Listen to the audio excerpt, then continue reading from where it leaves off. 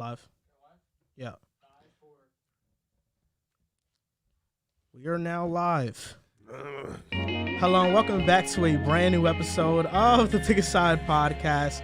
My name is Joel Moran and I'm here with River Brown, Andrew Velez, and Joe Dehls. And this is now episode 247. In this episode, we are going to debate whether or not Herbert deserves the majority of the blame for the Chargers' collapse, what's next for the Vikings, pitching a team of our choice to Lamar Jackson, and giving our predictions for the divisional round. I want to give a special congratulations to Riv for posting his first YouTube video, Riv Academy. Episode number 1 is out now on his YouTube channel. We'll have that linked down below. How you feeling, man? Start of a journey. Content creator official. You know, I saw your burner account, or no, it wasn't your burner account. It was yours? Yes. And I actually messaged him right after this, and I was like, you can have a burner of me, but don't be impersonating me. Because he be trying to impersonate me. He called Pee Wee with an impersonation of me. He did? He caught him. He that said, was an all-timer moment. He was like Pee Wee, and I forgot what he said. He had like a crown, and then Pee Wee responded. He was like, yo, when you going to let me back on the show? He caught him bad. And then yesterday, when Riv dropped his first Riv Academy video, I stumbled on his tweet, and he was like, you know, I want to give congratulations for the end of a journey. And he was like, the end of a journey. Congratulations on Riv on his new pursuit. And somebody replied, he was like, wait, Pick a Side is ending? Is it ending? That's hilarious. I'll be honest. I want to see him keep impersonating you. Your burner's been cooking. He's I'm funny. not gonna lie. He's funny. Yeah, he's on my ass constantly, bro. Nah, he is cooking. Because you know what? Like, We my just burner, said- okay, never my mind. burner be speaking facts. No, yeah, your burner. You have the best burner. So Hands what's down. the issue? No, What's the issue? It's just funny. It's just funny It because is I don't great. want anybody to like actually mistake him for me. But Yeah. I guess that I understand that's a shtick. That's It's why really you got to funny. acknowledge it on the Yeah. show so everyone Yeah. knows that you have nothing to do with it. Yeah, but it's very funny, and Hell yeah. he be pointing out facts about Mr. Dehls here. Oh, really? He missed a flippity skip That's too. cap. He be flipping. It's not true. He be flipping. I really don't. And you look at the replies on my burner, it'll be like, "Oh yeah, Dehls flips," but when I do what everybody calls Bro, it, that tweet was mad funny. Yo, he added me and all that. he changed his pick after halftime, of course, because the the Chargers were kicking the shit out the Jags. And Dehls was like, you know, I always had the Chargers anyway. And then my burner was like, Twitter's for trolling. What am I supposed to do? I'm out there, I'm So trolling. he's always flipping. It's his perfect record with an asterisk now. Oh, heavens no. 5 and No, because he 6-0. he picked And the a half. Jags. 5.5 and I half. picked the Jags, Yeah, and I'm on Jags Twitter, covered I'm on it. Twitter Yeah. just, BSing with It's all right, everyone. bro. 5.5 and half is good. I'm taking my 6-0. You guys can say whatever you What? want. I'm taking my 6-0. he picked the Jags, but then at halftime he cashed out. Yeah, he did. He Did you really cashed out. cash out a halftime? No. I said, can I change my pick? And everyone said, no, you can't. I said, all right, I'll stick with it. That's cool. And I'm fine with it. No one said, yeah, you could pick the Chargers. It's cool. So I had the Jags. You So, beat the yeah. allegations. bro. Riv, congratulations. Oh, thank you. Nice, big, man. bro. Appreciate it. Thanks, guys. Excited to see where that goes. Big Too. time. What if I fail? You won't. You won't fail. I thought I was thinking of that shit the other day. Bro, Like, if you what think if you I fail- fail? How do you? think The you're only, gonna fail, the bro, only you're way gonna you fail. fail is if you stop uploading. Yeah, It's the that's only true. way you'd fail. I thought of a way. I know how I'm a cope if I fail though. Cope? How? Yeah, I'm going right to McDonald's. Okay. That's a good Well, way to go. you do that like daily, so I don't know. Actually cope, you know what I'm saying? There's no such thing as failure, bro. It's only lessons. Now, there's That's a real. such I'm thing. not gonna lie. You should get that. No, failure's real. You should fear it, but never think that you're going to fail. If you think you're going to fail, you're going to fail. But if you think you're going to succeed, you'll succeed. Because anything you put in your mind, it happens. All right. Some Shout wisdom out- for you. Shout out to Q. Shout out to Q Boogie for donating $4.99 Q. to the stream. Shout out Q Boogie, No man. message, Q. Make sure to send a message to us, man. Q is very active. I like Q. Now, I'm very excited to talk about these topics today. We're gonna give our predictions for the divisional round in the second half. You guys of the got show. some catching up to do. Got some catch. You have the second best record, 4-2. Yeah, those Right? Like I'm I, four and and two, you know, I was thinking about that It's today. 4-2 also. I went Okay. 3-3. No, I'm And 3-3 I think because I you- picked yeah. Baltimore. I went 3-3. No, I and didn't. I was didn't. like, No, you you didn't. You 4 and You 2. picked the Vikings. They lost. And I picked the Bucks. Bucks. yeah. Damn Bucks screwed me. Damn Vikes, man. This is why the Freakers. playoffs are so hard to predict, because Not for me. you have the evidence in front of you, and sometimes despite the evidence, you'll still go with your emotion. So for me, the Chargers and Jags, like, I legitimately got that wrong. I thought the Chargers would win that game. They should have won. They were up 27-0. They didn't win that game though. Bucks and Cowboys, definitely Cowboys information leading towards them. But the Tom Brady factor, We got fooled. maybe. We got fooled. And then the other loss was the Vikings and Giants. Yeah. I honestly, Yeah. What was there to say? we all knew I that thought you was gonna the say Giants should have spin been it. favored in that game. But that doesn't. I that just doesn't change. no. I the picked fact the that you Vikings because picked I the got to ride Vikings. with Skull, no doubt. So I'm gonna have that faith. your emotions told you that my emotions told me Vikings were gonna that you know what, I just got to go with Kirk Cousins. really. That's That what my usually emotions doesn't. say. end So up that so He well. you went with thought Kirk. I went with Jettas. The fact, because even I if mean, you go now back, Kirk if was you go better than back Jettas, to the let's be predictions honest. and you look at Same my shit. analysis of the game, Drew even mentioned it. He was like, I feel like no way you're picking the Giants. I was like, yeah, I Well, know. I Like knew my you weren't information going is to. leaning Giants, but It I gotta was. go with Skull. It was leading. I gotta go with Skull. I thought you were gonna go Giants. I knew. I knew. He I would was gonna adapt just, you. He was gonna try to bait us into it. That's all it was. Bro, I would adapt you like 100%. No, it You wasn't would've been bait. It welcome. was legitimately a last second decision. You see how I welcomed Joel immediately once he started riding with the Giants? Yeah, well, this is the final week for that. It is, unfortunately. It is. Yeah, It is. That's definitely the final week for Giants. It's the For me, the at last It was least. ride. one time. For me, It's at the least. last ride, baby. I gave them the Last respect. They're very, very well due respect. Q Boogie donated $4.99, and this Here we time go. it's with the message. Sup, gang, big fans. Joel, you be wildin'. Super Bowl pick, question mark. Wants us to drop that now. We gotta wait. Do we Yeah, tell them? We gotta no, wait. Just gotta tune I- in. I'm Yeah. gonna be honest. This is me. I don't even have my Super Bowl pick yet. I know who I'm I definitely leaning. made my bracket, Yeah, I but know who I'm leaning. I want to definitely get into the analysis of the things. I'll be honest, mine's is probably the same as it's been all year. Bills, Eagles. Yeah, probably the same. I don't think nothing really changed my mind. I guess I'll just answer it now. He gave us $5. $5. That's Sell all. out. That's all it takes for Yeah, you. that's I all got- for Buy him you to out? just I got the I got Chiefs a and 20 in Cowboys. my Bills, pocket. Chiefs and Cowboys. I got the Chiefs and Cowboys. Wow, you have all right, we'll get to. All right, so we'll we talk know- about it. so We'll we- talk about it. So we know his pick. This He's picking the weekend. Cowboys to go all the way. Cowboys over the Niners. And Eagles. I got the I'm just saying Cowboys. this week. No, yeah, I got the Yeah. Cowboys.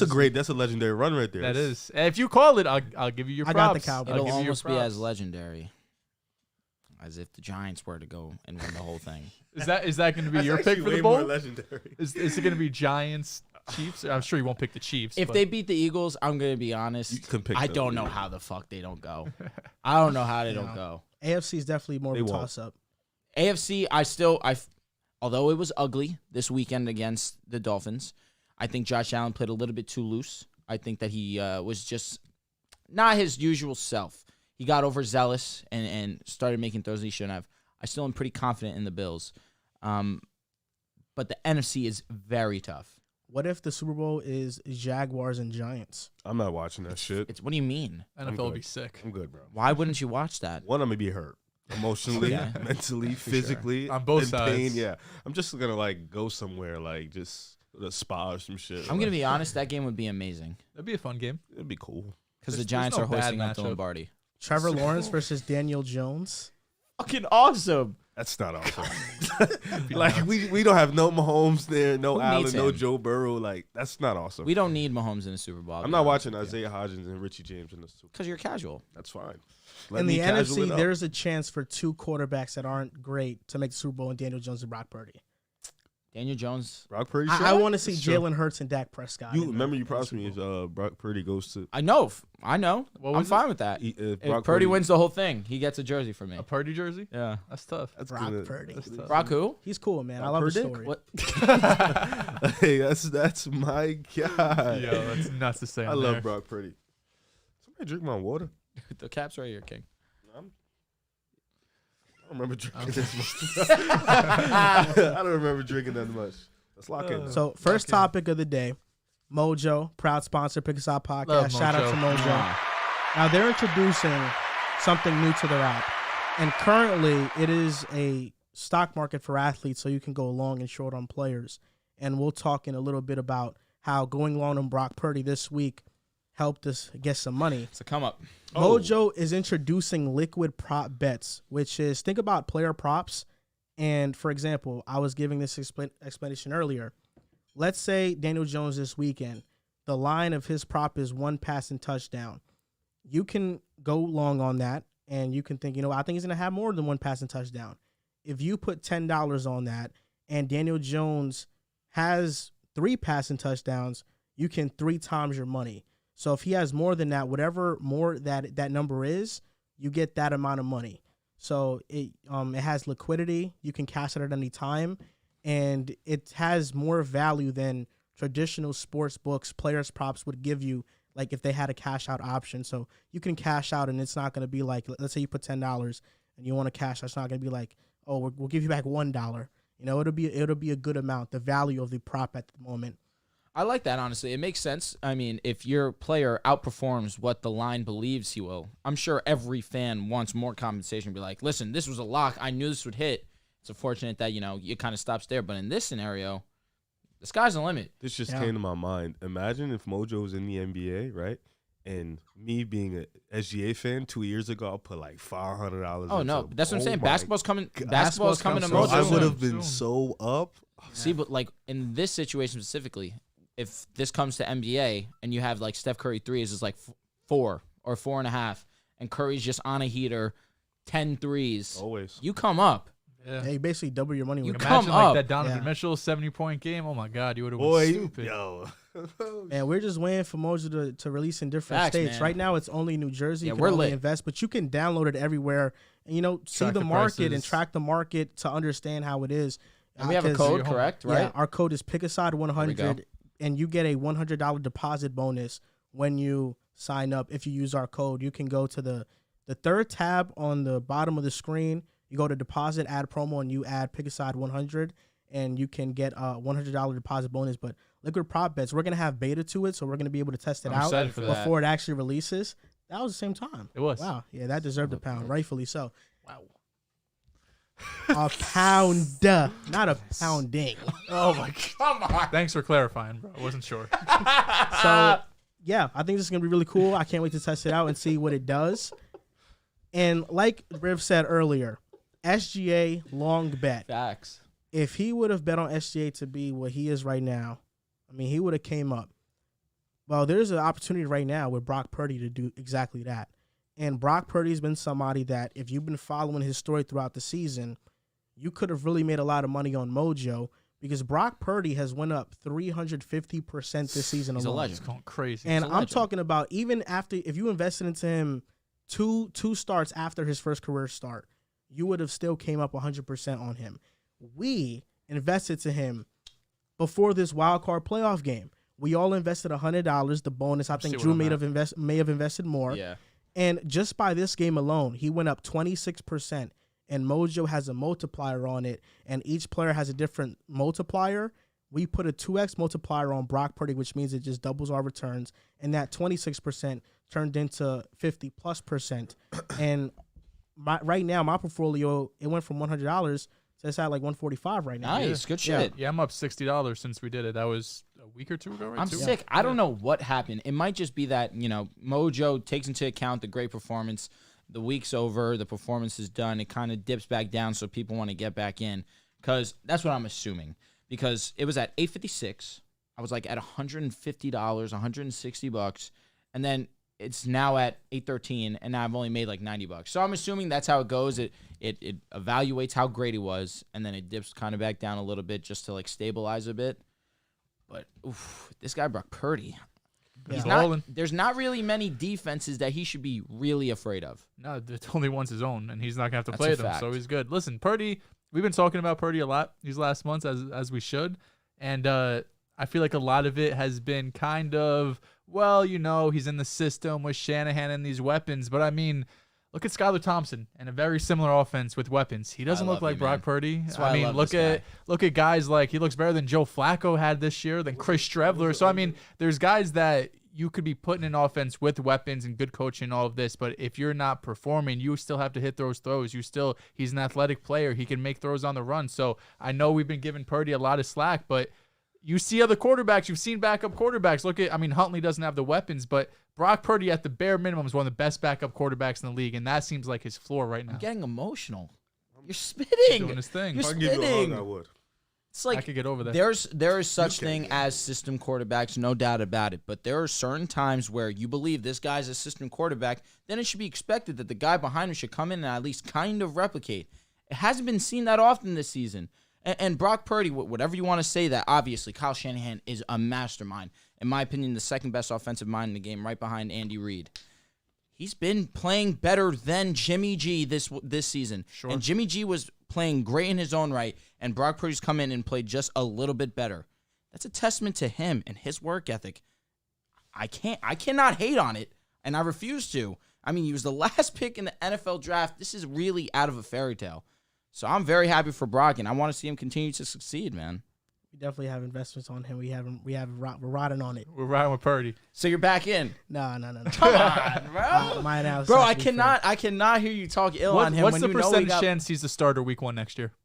I think it's Trey Lance's job. What's the percentage chance? I'll be honest. Right Mine now, continues to go higher and higher. I think it's 50-50 right now. I think they'll have a quarterback. that's battle. high. Yeah, me too. At the bare minimum. That's why I don't feel like it's just Lance's job, period. Yeah, but I will say Brock Purdy's been better than Jimmy Garoppolo, and the biggest reason for that is that he's completing throws under pressure. Definitely. He's way better under pressure than Jimmy Garoppolo. Getting out of the Mobile, pocket too. and yeah, stuff he's like more that. Definitely. he's more mobile. I just think Trey Lance has all that and more.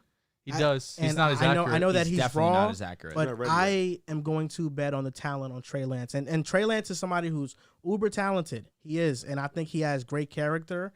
This entire time, he's been rooting for Brock. I mean, he has Instagram stories of a crown with Brock Purdy whenever he reposts him. I think that he's a locker room guy. The Good team teammate. loves him, and I'm going to bet on his upside and talent. I think Trey Lance, So maybe- if he's healthy, will be great. Maybe with all this Brock Purdy hype, now's the time to get in on Trey Lance on Mojo while everyone's Definitely. going crazy. Purdy's up, 200% since he started. Yeah. And now you have Trey Lance, who obviously number 3 overall pick, trade 3 first to go up and get him.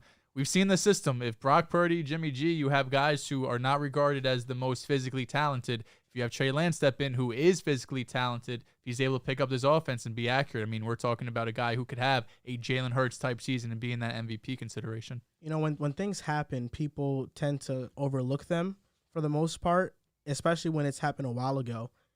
I was looking at this the other day of Trey Lance's career game log, and the one game he played this year, it was against the Bears, and it's unfortunate what happened. It was raining, and Yeah, then the weather was the crazy. second game, He played like a series, yeah, a drive. he didn't. Yeah. I think he played one drive and got hurt, so it's just unfortunate.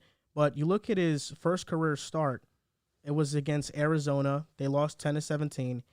He had a 51 completion percentage, 192 yards, 0 touchdowns, 1 interception, so not very good. But then his next start, which was Against the Week 16, Texans, right? yeah, he completed 70% of his passes, had 249 yards, 2 You were critical touchdowns, of that game. 1 interception. Yeah, I was. I thought, I saw flaws in that game for sure. I didn't think it was a perfect game, but it was a good game. And he gave you rushing too. I feel like one of those Yeah. games he had 80 or 90 He rushing had a yards. 116 rating in this game, and he had 31 yards rushing. I was definitely critical of that game. Because it wasn't groundbreaking. It was good though, and I think with him having more reps in offense, he can do that consistently. I'm gonna bet on his upside. I love the Brock Purdy story, but I don't know what this is. And for reference on Mojo, an average starter's career's value I think is between $50 to $60.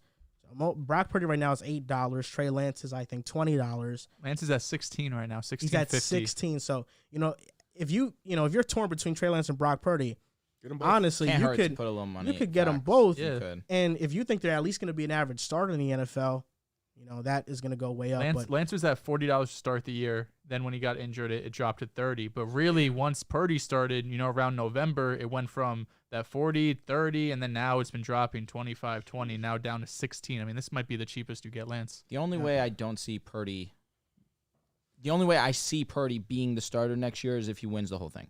If he's the Super Bowl champion, he will be the starter. He gave up In 3 my firsts for opinion, Lance. you earn that. If he loses, then I think that it's Trey Lance's for the taking, no doubt.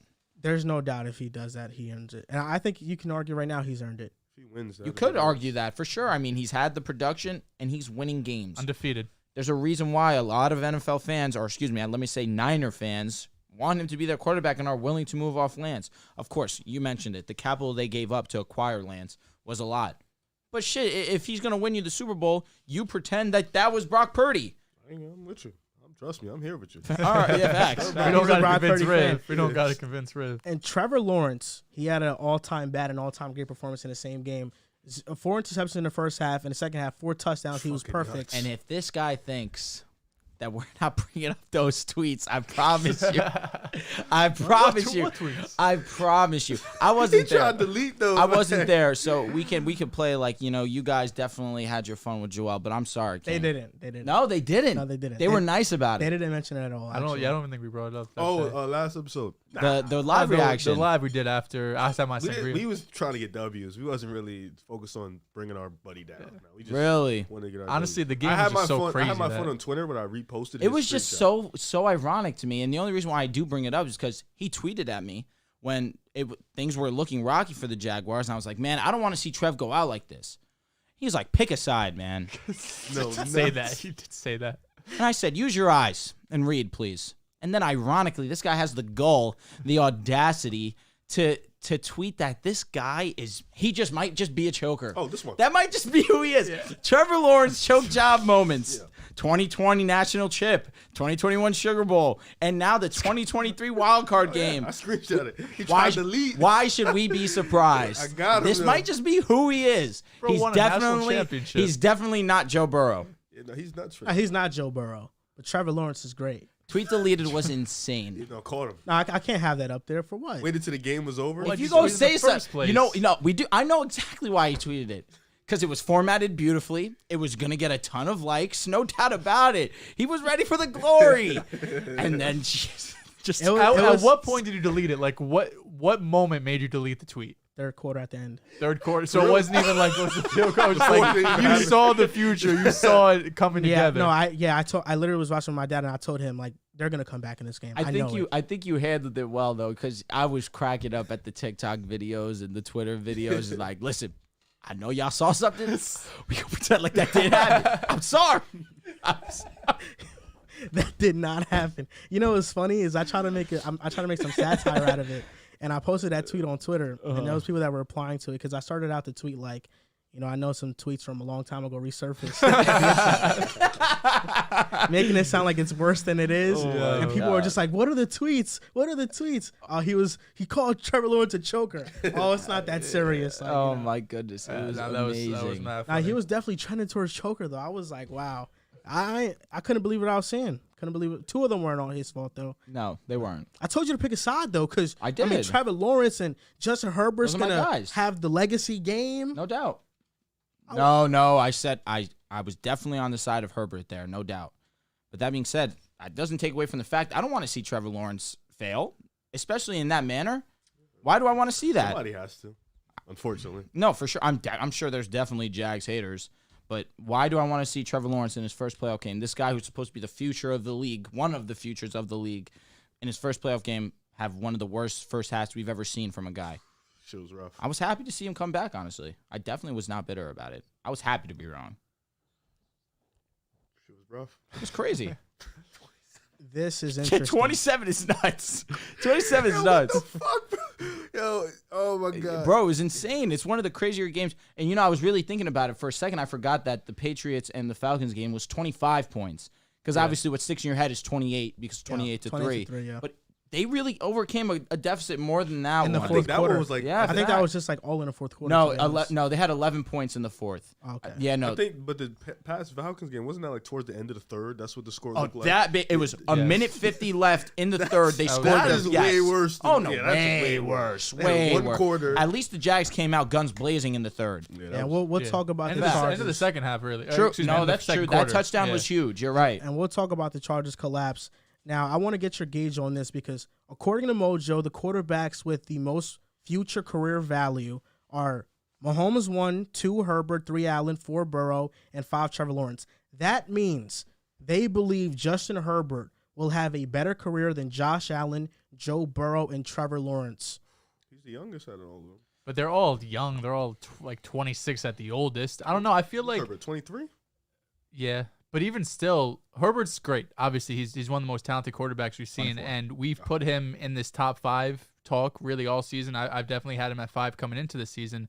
But I don't know how you could sit here right now and think he's going to have the second highest value than anyone in the league. Especially look at a guy like Joe Burrow, who's been to the Super Bowl already. He's right in the midst of another playoff run. I mean, Herbert just got bounced out. You have Josh Allen, who's probably more talented than him. And you also have guys behind him like Lamar Jackson already has a unanimous MVP. You have Trevor Lawrence, who obviously has had more success, I should say, because he has a playoff win on his resume. Damn. He was the most generational quarterback we've seen since the Andrew Lucks and Peyton Mannings. He came into the league. Year 1 with Urban Meyer was a mess, but year 2, when he has a competent coach, we saw him take a huge leap this year. So Justin Herbert gets a lot of praise, and we always say how great of a quarterback he is, and the social media quarterback that's been going on with these highlight level plays, which I don't agree with the take from Acho, but I understand what he's saying. But at some point, he's got to get the playoff wins, man. If you want to have the second highest future value on Mojo, you got to have playoff wins. You got to get a conference championships,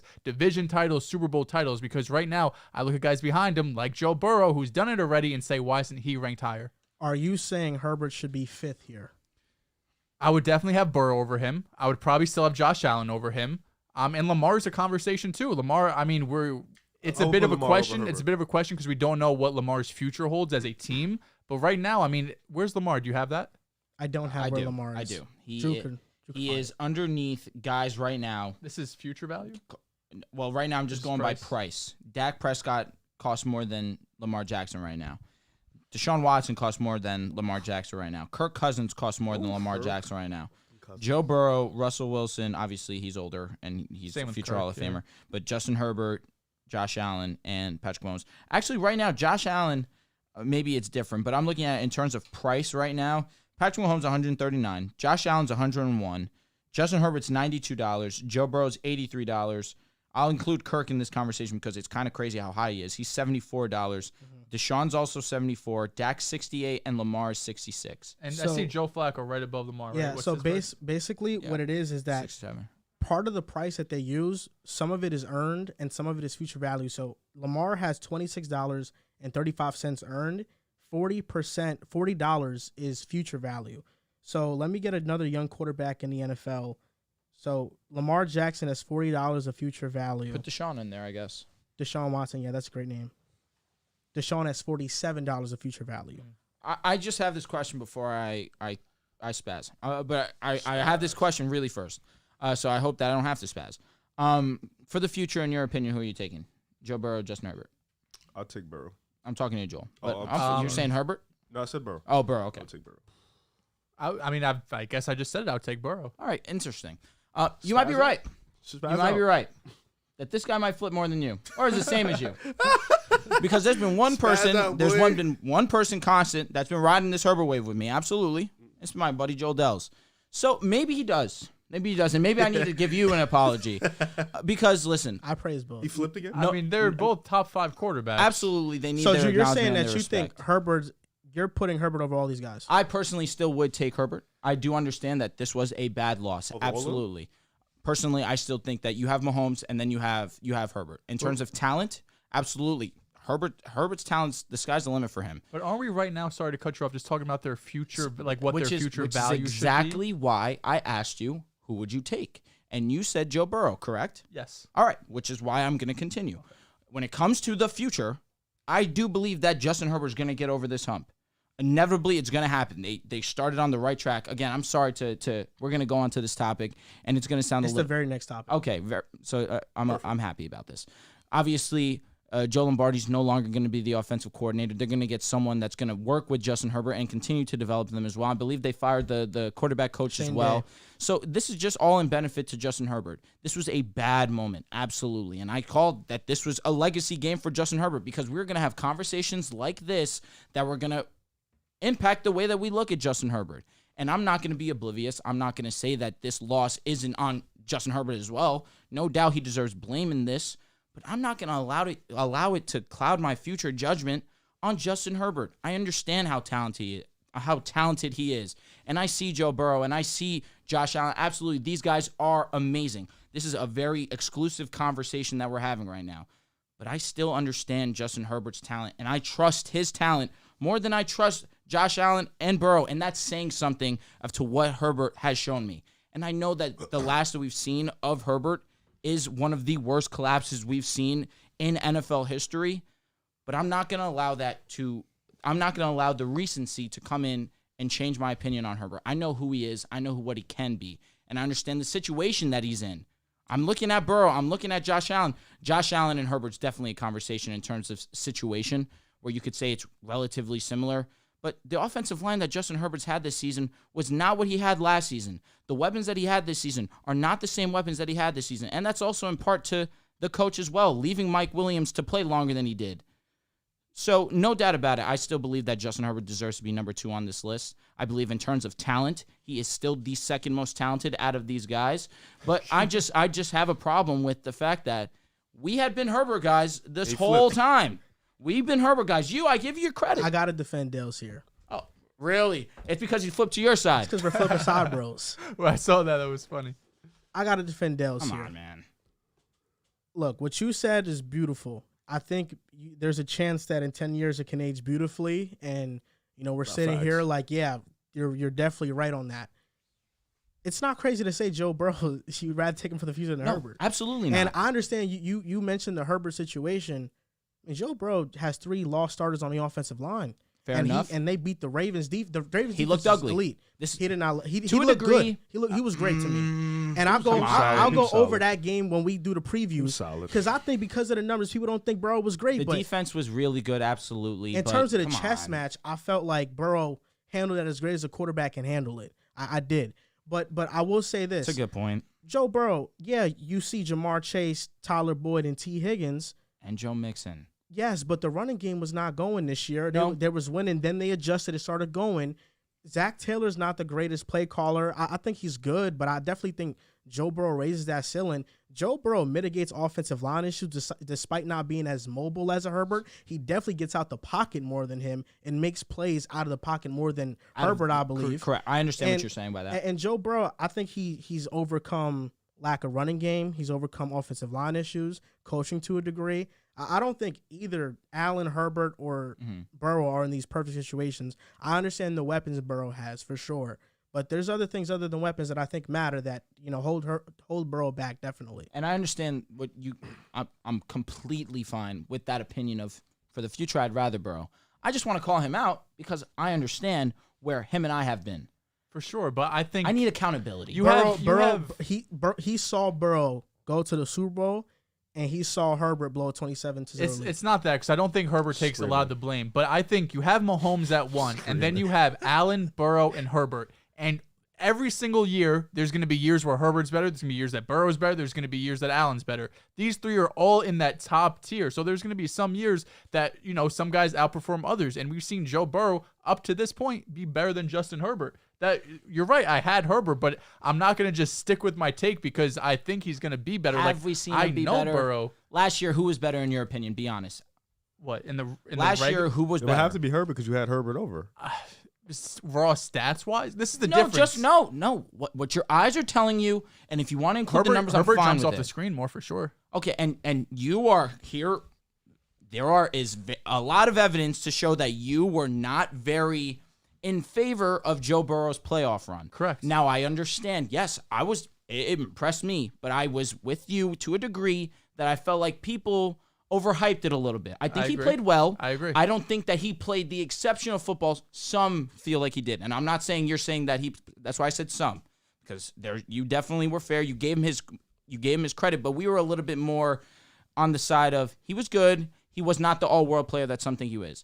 So now this year, where, yes, I think statistically Burrow had the better season.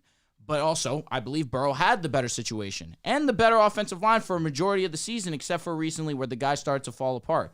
Where Herbert was winning games basically with Josh Palmer, DeAndre Carter, Gerald Everett, and Austin Eckler. And this is with a guy in Joe Lombardi who has limited Herbert up until this point in time. But he still was winning games and made it to the playoffs. But this isn't a who would you take in a vacuum. We know the situations. We know the situations Burrow are going to be in for the next 5 years, and we know the situation Herbert's going to be for the next 5 years. I could not agree more. So, it's just very hard for me to see a world where I see what Burrow has and all of the weapons he has and the defense that's been phenomenal for the last 2 years, especially in a division that might be losing Lamar. And then I see the situation with the Chargers where Brandon Staley could be fired, not this year, but maybe next year he gets fired. His weapons are aging. Mike Will can't stay healthy. And he's in a division with Patrick Mahomes. So they're both great. But right now, who do I think... It's hard. We're talking about the top 4 guys in the league. We could go back and forth on this all day. But right now, Burrow has had more success in terms of making it further in the playoffs and statistically. And going for the future, I like his situation more because his team has done more for him than they have for Justin Herbert. Question, fellas. Love what you all are saying. It's very interesting how we're all at different spectrum. You guys are the Burrow guys. Josh Allen guy. Congrats, bro. There you go. You're the Herbert guy. You see how quickly you just abandoned It's just us? like we're talking about the top 4 quarterbacks in the league. That's beautiful. I mean, it's fun when we battle who's the number 2 because we know who number 1 is. It's very fun. But it's a common flip aside moment. Right? You feel like a proud dad right now? It says pick for the future, right? That's what it's saying. It's like, is the future just 5 years? Or we're going to treat these guys... career.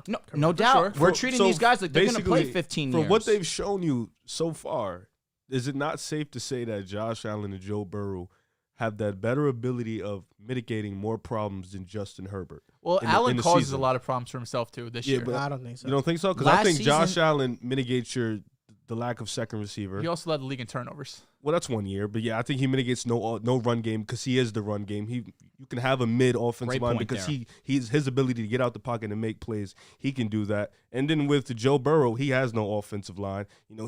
His smartness on the field mitigates that coaching problem because he's just that good. With Herbert, I think over the past 2-3 years, it is a lot of excuses that he just, and it's nothing wrong with it, but it's just a lot of things that hinder him, and I don't think he can mitigate the same amount of problems that Josh Allen and Joe Burrow has, and I think that has to factor into, because regardless of the 5 teams, 5 years, with Joe Burrow and Josh Allen, you put an okay roster with them offensively, they're gonna get that shit done. Mm-hmm. And here's what I have to say to rebuke that.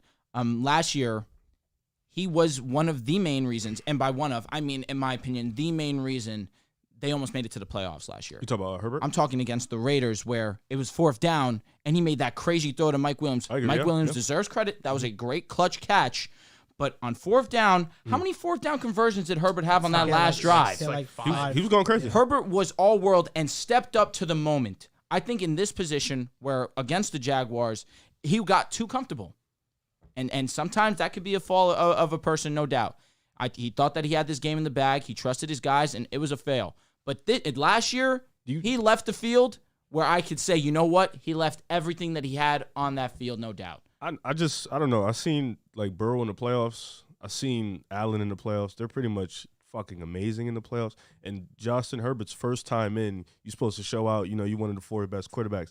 And it's not only your fault, but you didn't come to play like those 2 guys would come to play. So. And I know right now it doesn't look good because Josh Allen played like shit against Miami, but for the most part, for his standards, and his last 2-3 seasons of him being elite, he's pretty much put on an amazing performance every time he's gotten to the playoffs. And Joe Burrow had a pretty great run last year, so I don't know. It's tough to the history isn't on Justin Herbert's side right now because he did just blow a 20-point lead. Right, man. So it definitely sucks right now. I would probably say I would go Allen, Burrow. I see the argument for Lamar because he has the unanimous MVP, and he's another guy who does so much on the offensive field in terms of passing and running. Injuries into account. I think, that's why with that, I would probably go Allen, Burrow, Herbert, Lamar because of the injuries. VA ports, we're going to read these super chats and go into the first segment of the show, the Chargers collapse. VA ports goes, love the pod, next 5 years, Tua versus Daniel Jones. Rather a gun to the head, personally. Because I think that I'm going to go with Daniel Jones. Daniel Jones' ability to escape the pocket, it's not crazy to go Daniel Jones. Who are you going with? I think I probably would go. I wasn't going to let you get away with that. I think I personally would go Daniel Jones. Over who? Because of Tua. Ooh, really? I think so, honestly, because of that ability to. Is he not going to flip a side nod for that? Why? I've never. You said Tua over Burrow. It's a conversation. You said so Tua over Jones Rodgers. over Burrow a conversation? But in terms of getting out of the pocket. You said Tua is better than Joe Burrow. You would rather. No, Tua for the over future, Burrow. I'm still going with that. So then would you rather So you're Daniel going Jones, with Daniel Jones over Joe Burrow? Please don't say what I think you're going to say. Keep it pushing. The fact that you're thinking about it, I know you would go Daniel Jones. You love some Daniel Jones. I get it. Daniel Jones over Tua is okay. Over I Burrow? can get I it. get that part. I can get behind that, You but- are actually I need to actually insane. hear you're not taking Daniel Jones over the Burrow. one issue that I do have, which you have to take into account, is the concussion situation. That is a worry. I understand that part. That you do have to take into We're account. talking about Joe Burrow I here, think though. it's also But let's it's take safer. everything out and just let's Talent. rank Tua, Daniel Jones, and Burrow. Burrow clears. course He's you a have to- one. you have to go Burrow Sizable number gap. one. Who would you rather have? Because I know you've said Tua over No Burrow. doubt. With the concussion into it, I mean, you have no take it choice. out. I'm just taking But it. it's We're so- playing. We're living in a vacuum But here. it's so difficult to do that. Who's In a better vacuum. quarterback? You as a quarterback. Right in now, a vacuum. right now, the answer is Joe Burrow, no doubt. No, who would you rather? No, We're saying, in a Tua, vacuum. Daniel Jones. Who's better? I mean, right now, Who's better? I mean, Daniel Jones with what he has limited to him. That we saw this kind of out of Tua last year, but definitely not to this degree that Daniel was doing it, because Daniel has significantly less than what Tua had last year. But again, Daniel Jones' ability to escape the pocket. He also does have a fantastic arm. He's also extremely good at processing the game. Fantastic. I might have to lean. He definitely does. This He's is the, accurate. this is the official moment that Drew has now put Daniel Jones over Tua, and now Jones is going to be the annoying next- quarterback of the Is offseason. he going to be the one? He's gonna be Is the he gonna one that have two? gets Daniel the top Jones 5 and Tua? hype. Oh no, it's going to be continuously Tua and Daniel Jones, and I hope those two guys rise to number 1 and 2 spots one day. I'm surprised you took Daniel over. I would take Daniel over Tua. He's bigger. It's the more concussion. mobile. It's really the concussions that do worry me. I mean, I'm glad that the doctors believe that Tua will be back, will be their starting quarterback next year. That gives me a lot of relief. As a Tua fan, I get a lot of relief hearing that. But there's no doubt about it that you have to take that into account. It's worrying. So Isaiah Frog, $4.99, donated $4.99. Shout out to Shout him. out Isaiah. Burrow has Chase, Higgins, Boyd, Herbert, 2023 wild card, had 30-year-old Allen, Palmer, Everett, and the practice squad wide receiver. Bad coach Joe almost lost to Baltimore. You cannot leave Austin Eckler as a guy who's supporting Herbert. You can't leave Eckler off that message list. needed some editing. Eckler's mid. He's not a runner. To say he's mid He's a great is- receiving back. He is He's not a running He's back. not a He's good not a running rusher. back. He's not a great rusher. And by now any y'all means. know why I went crazy with the Tyreek Hill and Austin Eckler debate that we had earlier in the year. Yeah, I mean, He has 40 That was a you and touchdowns him in the thing. last Yeah. 2 years. I don't. Was I on the Eckler over I Hill think you side? were I don't mute. think- I think I you were think I mute. was mute. Did I was ever pretty take- It was mute. really them two. You know what? Nah, it you is. just was acting like No. Eckler Here we was the go. entire No. Chargers To offense. say This is that what you I do. said Hill over Eckler is irresponsible, because that's not what I said. But we also can't ignore the fact I'll, that I'll correct you. Oh, You thanks. said you just said Hill over Eckler. You didn't say so. You didn't say Eckler over Hill. It was just Yes. saying. yeah, correct. Yeah. But you cannot ignore the fact that Eckler had 40 touchdowns in the last 2 seasons. He began. He's a 40 He's a red zone merchant. They be Nothing wrong giving with it to him that. at the goal line.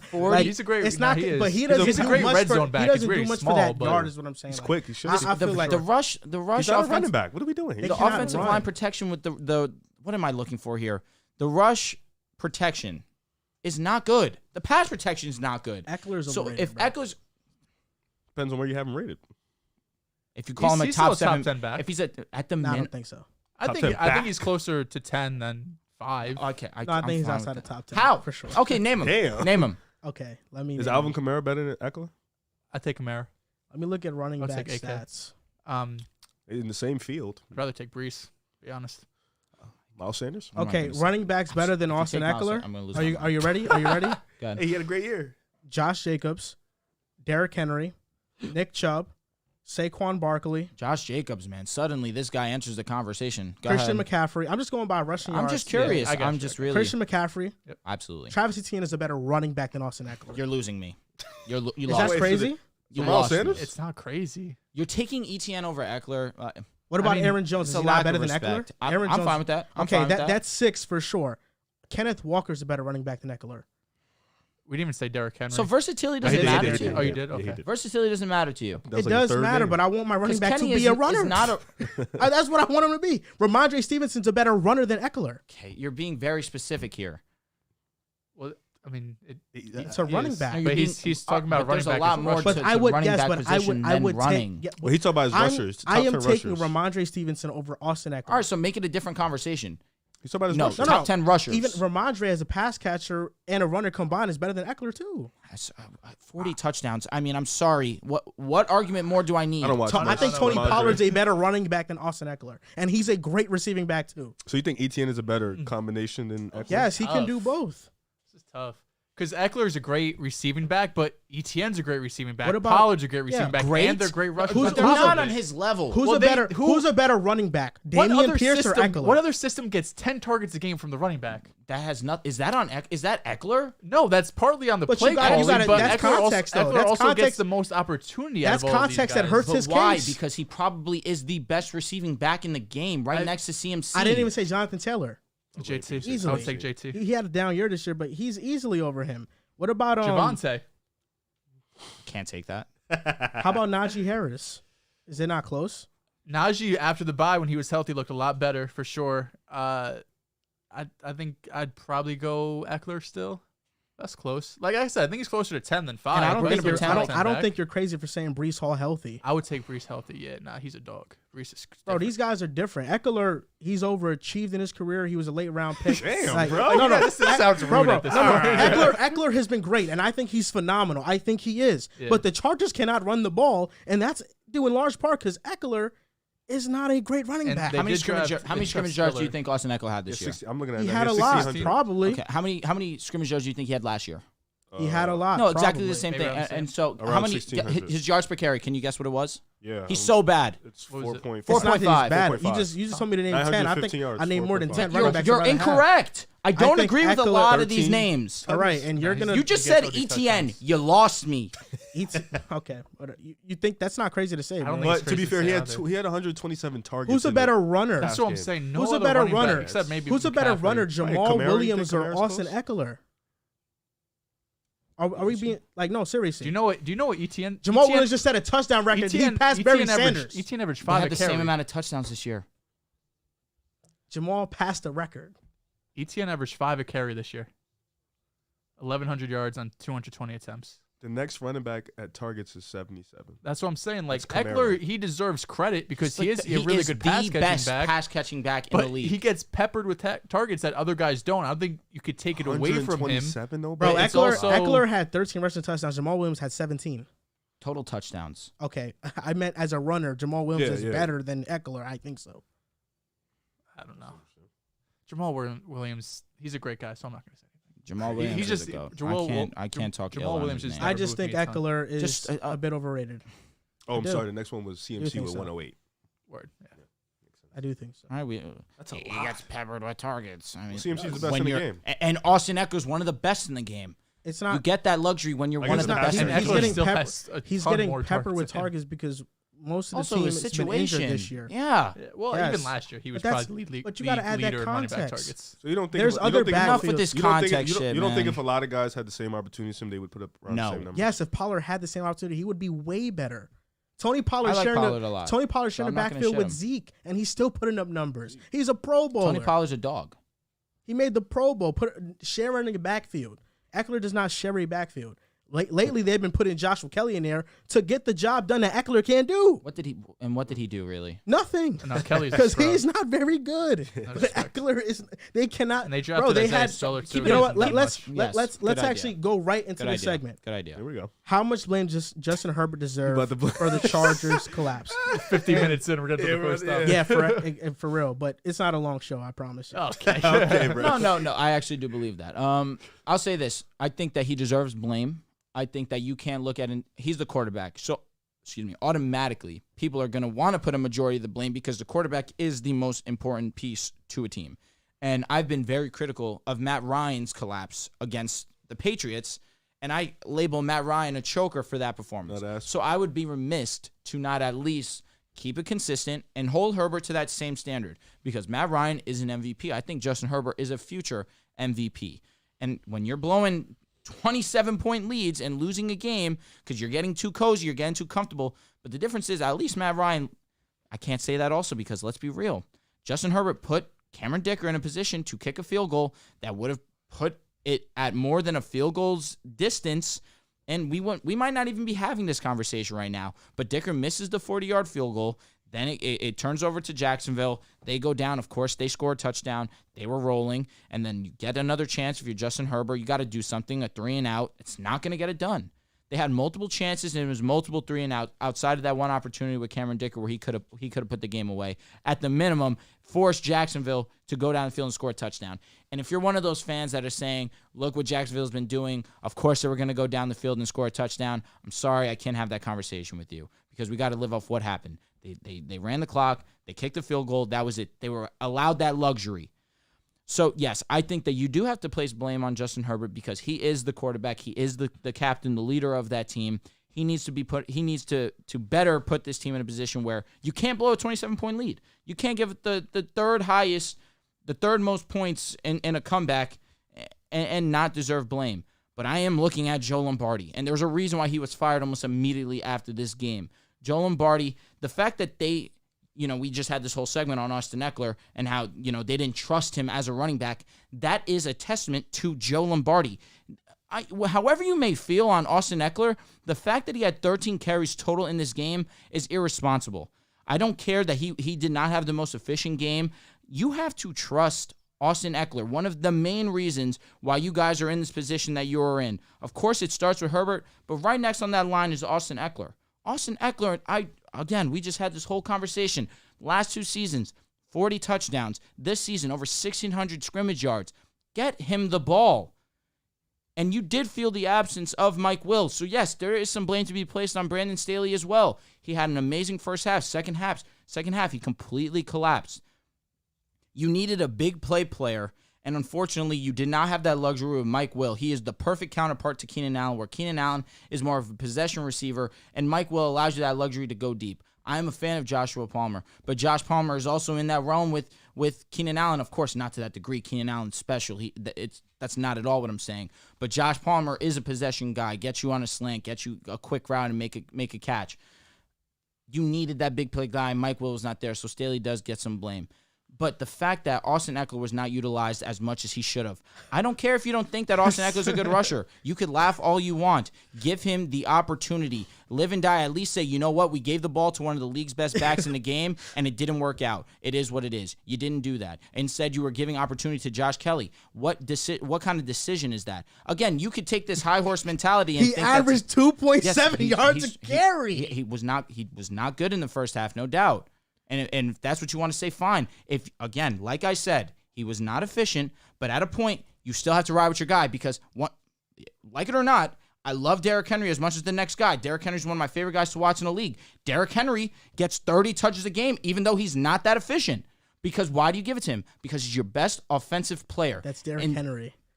We're not going to talk about Austin Eckler like he's not putting up historic touchdown numbers. Derrick Henry. Of course, Derrick Henry is the best runner in the game. Bro, I'm sorry. I just think you're going crazy with the Eckler love. Really? Yes. Really? No. I don't think the solution to the Chargers winning the game was give it to Eckler. He's your best offensive player.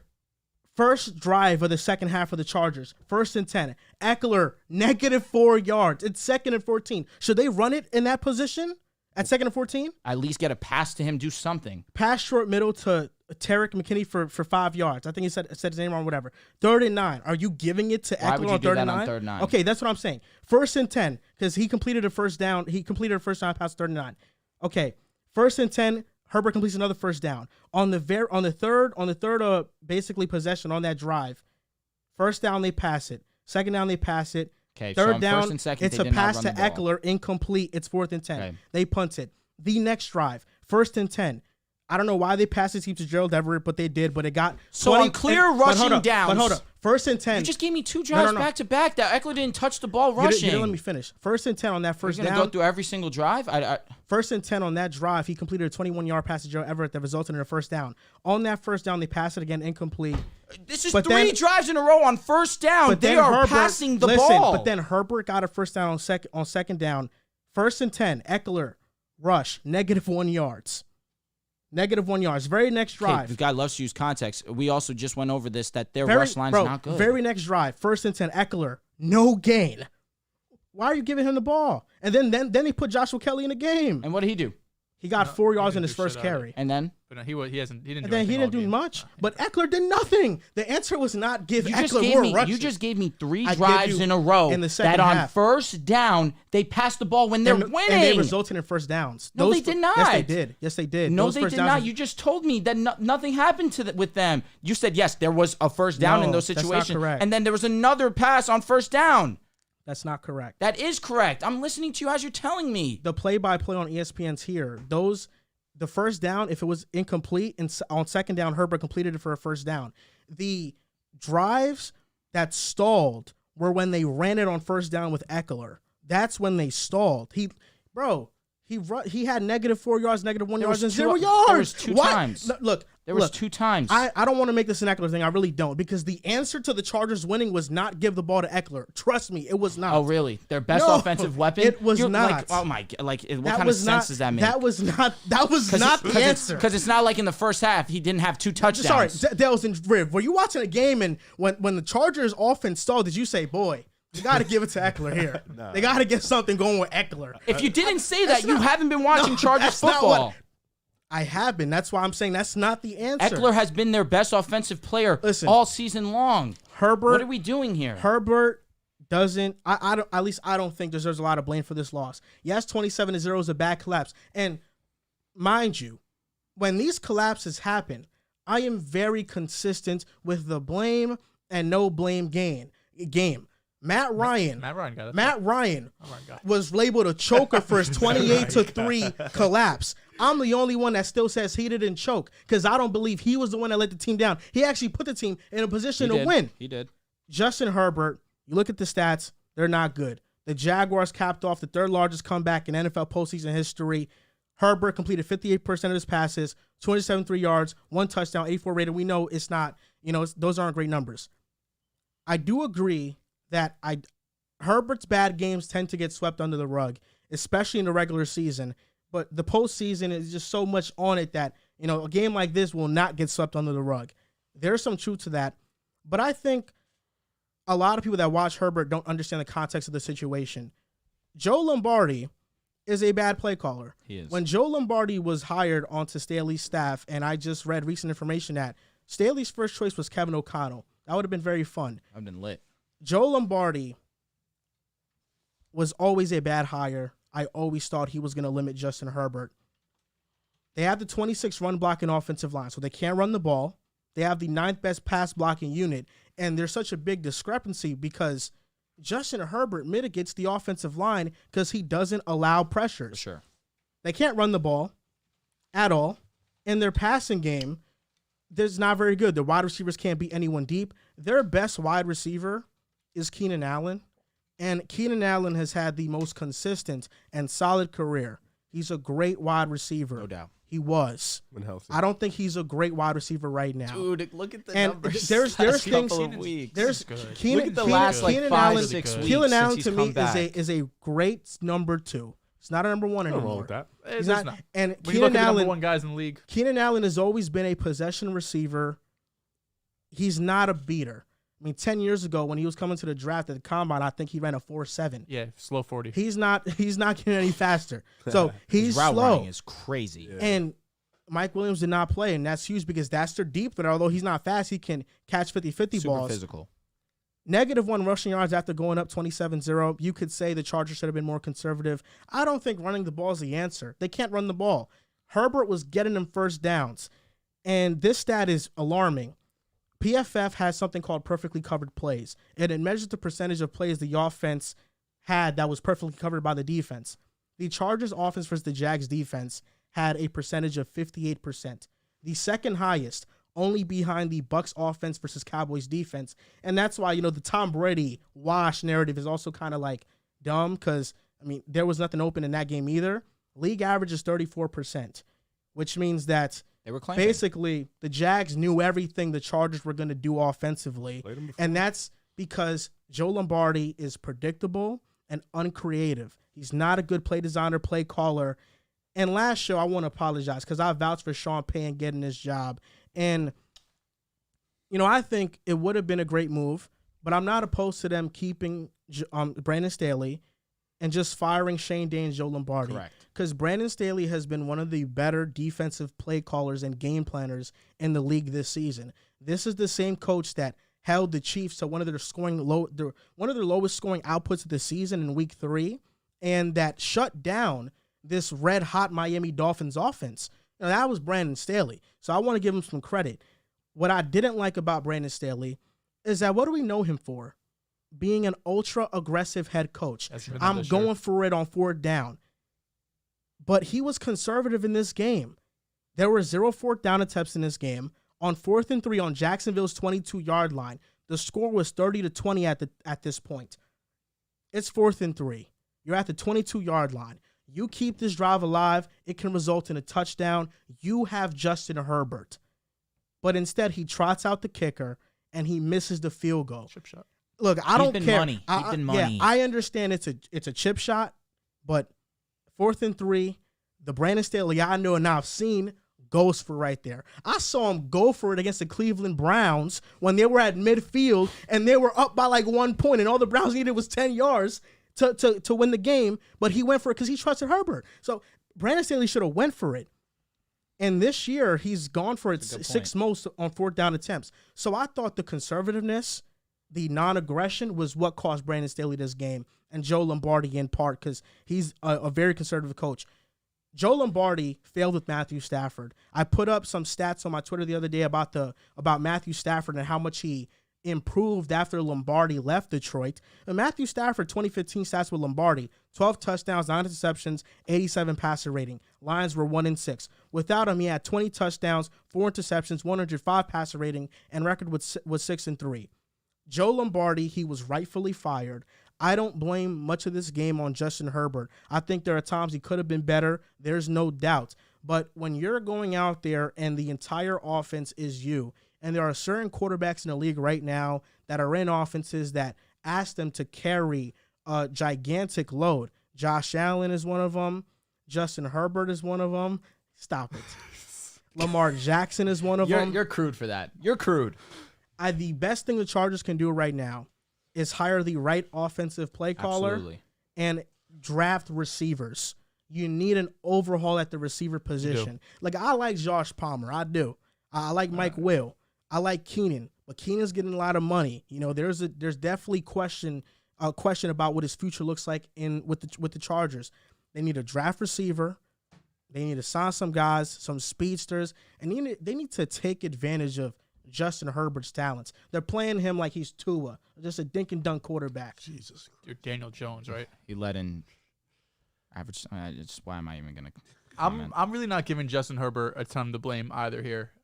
First of all, the first half, he was damn near perfect. I mean, you put up 27 points. Sorry, that was mean. What? Sorry. Come on, man. Fuck. I apologize. I should have said Teddy Bridgewater. Okay, that's more fair. Sorry. Thank you. I revised my statement. Teddy Bridgewater. I was going to say, because Tua showed out this year. Yeah. The first half, Herbert was damn near perfect. They had 8 possessions, touchdown, field goal, punt, touchdown, punt, field goal, punt. I mean, if you're scoring more than you're punting, odds are you're going to be up in the game. Odds are you should be winning games. If you're scoring touchdowns more than you're punting, or the same amount as you're punting, 3 punts, 3 touchdowns in the first half. That's what the Chargers did. The first half, they were dominant. And I think what really stood out to me was the first drive of the second half. The last drive of the first half was the drive the Jags went down the field, scored a touchdown. You felt the momentum. And in that Chargers first drive, they got the ball first in the second half. They were going down the field, right? This is after Jacksonville is getting some momentum there. They get the touchdown. They have the ball on the 25. They're starting to go down the field. It's 3rd and 9. Herbert steps up in the pocket, hits Gerald Everett. He evades pressure, makes the guy miss, hits Gerald Everett. He gets a 20, 30-yard gain. Eventually, they get stopped in a sense. I think that was when you were talking about Austin Eckler, -4 yards and completion. It's ended up being 4th and 10 from Jacksonville's 38. Now, we know Brandon Staley, as you mentioned, being a very aggressive guy. Not only did I see him go for it on the 50 against the Browns, I've seen him go for it on his own 30-yard line at times. I understand this is 4th and 10 instead of, 4th and 1 or 4th and 2. It's a different situation, but we've seen coaches, the most aggressive coaches tend to win. Look at Brian Dable this past weekend. He was going for it on 4th down in the red zone. They ended up getting a touchdown in one of those plays. So that 4th and 10 play where It's the 38-yard line. You could kick maybe a 50-ish yard field goal. Dicker's been pretty solid ever since he's came there, but I understand it's a long field goal. You could go for it. I know it's 4th and 10, but you have Justin Herbert, a top 4 quarterback, as we've been discussing. Or you could punt it, and they ended up punting it. And you go from the 38, and Jacksonville gets the ball on their own 12-yard line. So you end up giving them 20 yards. That's the big thing you did. Instead of going for that last attempt with Justin Herbert, your all-world level quarterback, you end up punting the ball. And aggressiveness really wins in the NFL. That's the way. If you want to win playoff games, if you really want to make an impact, you have to be more aggressive. And I never thought I was going to be up here saying Brandon Staley has to be more aggressive, but I thought in this situation he did. After that drive, Jacksonville gets the ball, 14 plays, 90 yards, leads to a touchdown, 27-14. Now we're rolling. The game's on. It's a 2-touchdown game. Everyone feels Jacksonville's momentum. Everyone feels that this could be the statement game for Trevor Lawrence. And even still, after that touchdown drive that Trevor Lawrence had, the next drive, the Chargers scored a field goal. Drive after that, they had a 14-play, 60-yard drive that took up 7 minutes. And then the drive after that was the missed field goal, 40 yards by Dicker. So it's not like Justin Herbert was going out here and putting up 3 and outs and taking off 35 seconds on the clock. In the second half, they had 37-yard possession, 45-yard possession, and a 58-yard possession. Herbert did his job. Herbert, I understand maybe the points weren't there in the second half, but he had multiple opportunities. All 3 times were in Jacksonville's side of the field. So at the bare minimum, you should be giving your defense a long field to go back on the other side. The defense obviously let up big plays. You had Evan Ingram, Kirk, and Zay Jones all over 70 receiving yards, Etienne over 100 rushing yards, Trevor with 3 passing touchdowns in the second half, and we mentioned it, the Chargers, Austin Eckler, 13 carries, 35 yards, Josh Kelly, 7 carries, 20 yards. Their longest rush on the day was 13 yards by Justin Herbert. So, he only had a handful of carries, but still, that goes to show you that there still needs to be some balance. We're going to talk about the Vikings a little bit. I thought that was a big issue for them as well, where it is hard, especially for an offense, when the defense knows what's coming, when you're not able to run the ball and the defense knows the only way you're really going to move the ball on me is passing. It's a lot easier for a defense to do it. Sometimes you have the personnel like Jacksonville who ended up locking it up in the second half, and you have some teams like Minnesota who doesn't have the personnel, and you could still just pass on them all you want and make something happen. So it's somewhat unfair because I do think Herbert deserves some of the blame. A 27-point lead is never on one unit or one player or one side of the ball. But in this case, it is hard to look at it and say, if Justin Herbert was better, they would win the game. I think you really have to look at the defense, the play calling, and like you mentioned, overall just getting more explosive playmakers for Herbert. You think Mr. His voice. you think Mike Williams not playing was huge. Was a sign of him not being aggressive enough? No, I mean he broke part of his back. Staley. Oh, the game plan. Yes. I think that definitely goes into it because they don't have anybody that can beat the defense, or they trust with 50-50 balls. It's so tough, and Dehls said it, and you like to defend Matt Ryan a lot, but it's so tough to blow a 20-plus point lead and it not be the quarterback's fault. Obviously, I don't think Justin Herbert gets all the blame. I think it starts from the coach, then it goes down to Herbert, then it goes down to everybody else, running back, wide receiver, defense, because the defense, as stout as they was in the first half, you got to stay the consistent route. You got to be the same. But I think offensively, it starts with the quarterback, then it dishes out to everybody else. But Herbert wasn't bad. He put his team in positions to score. He put his team in positions to win. Brandon, it's tough because in this game, even in the second half, when the second half started, I think for the most part, everybody felt in the third quarter a storm is brewing. They're going to come back. This game is not over. You saw Jacksonville. They at home. They starting to get that energy back. And it was fans are crazy. It was so tough for the Chargers. It was so tough for Justin Herbert, too, because he doesn't have a guy on the outside. He's throwing to Jared Everett. As good as he isn't that guy that's going to help you win a playoff game. He's in a game record. He's not one of them top receivers like Diggs, Chase. So he doesn't have that. So that sucks. But I think the play calling wasn't good. From first half to second half, the adjustments weren't made. They weren't aggressive enough. If you up 20 points, you should continue to be more aggressive. You should continue to be on attack mode because like something like this can happen. You can lose a lead. So for the Chargers, it's just, where do they go for here? You said they draft receivers, but what do you do with Keenan Allen? What do you do with Mike Williams? You just paid him.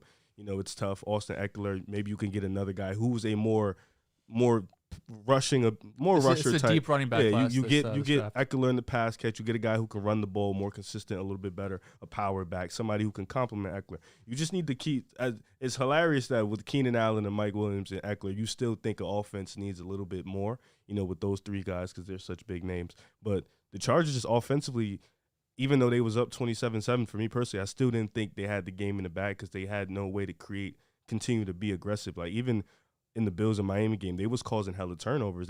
But Bills were aggressive from start to finish, aggressive, still throwing up. They had a 1st and 10 and threw a 50-yard bomb. A little too aggressive to a point. Yeah, 100%. They do that still, but that's what you want in the playoffs because at any moment, you can make a play, you can have something big. So you got to continue to be aggressive, and the Chargers weren't that. I wanted the Chargers. Sorry, Drew. I wanted the Chargers this past draft to trade up for Jameson Williams. That was something I was talking about during our pre-draft process. They ended up drafting Zion Johnson, who's been solid for them, and obviously they've needed offensive line. They've gotten better over the years, but it always felt, even coming into the season, you have Keenan, you have Mike Williams, but again, like we're saying, Keenan is getting up there in age. He got banged up this year. Mike Williams, again, someone who can stay on the field, and Austin Eckler, who is definitely a top 10 back, but even still, you need someone that could take the top off the defense. Someone who Mike Williams is even more like he's a deep threat, but he's like a jump ball deep threat. You know what I mean? Like he's not going to burn somebody down the field like you would. I don't want to, not everyone has Jameson Williams type speed, but when you have the opportunity to have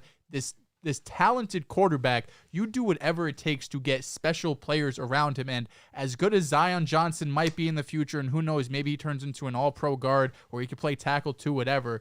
If you could get a guy like Jameson Williams who could just straight up take the top off a defense, we've seen very few spurts of it this season when he's been on the field. He has game-changing type speed. Whenever you have the chance to get someone that can just completely change the outlook of your offense, you should be aggressive, go up and do it. The Chargers didn't do it, and now they're going to be looking for it in this draft and this free agency.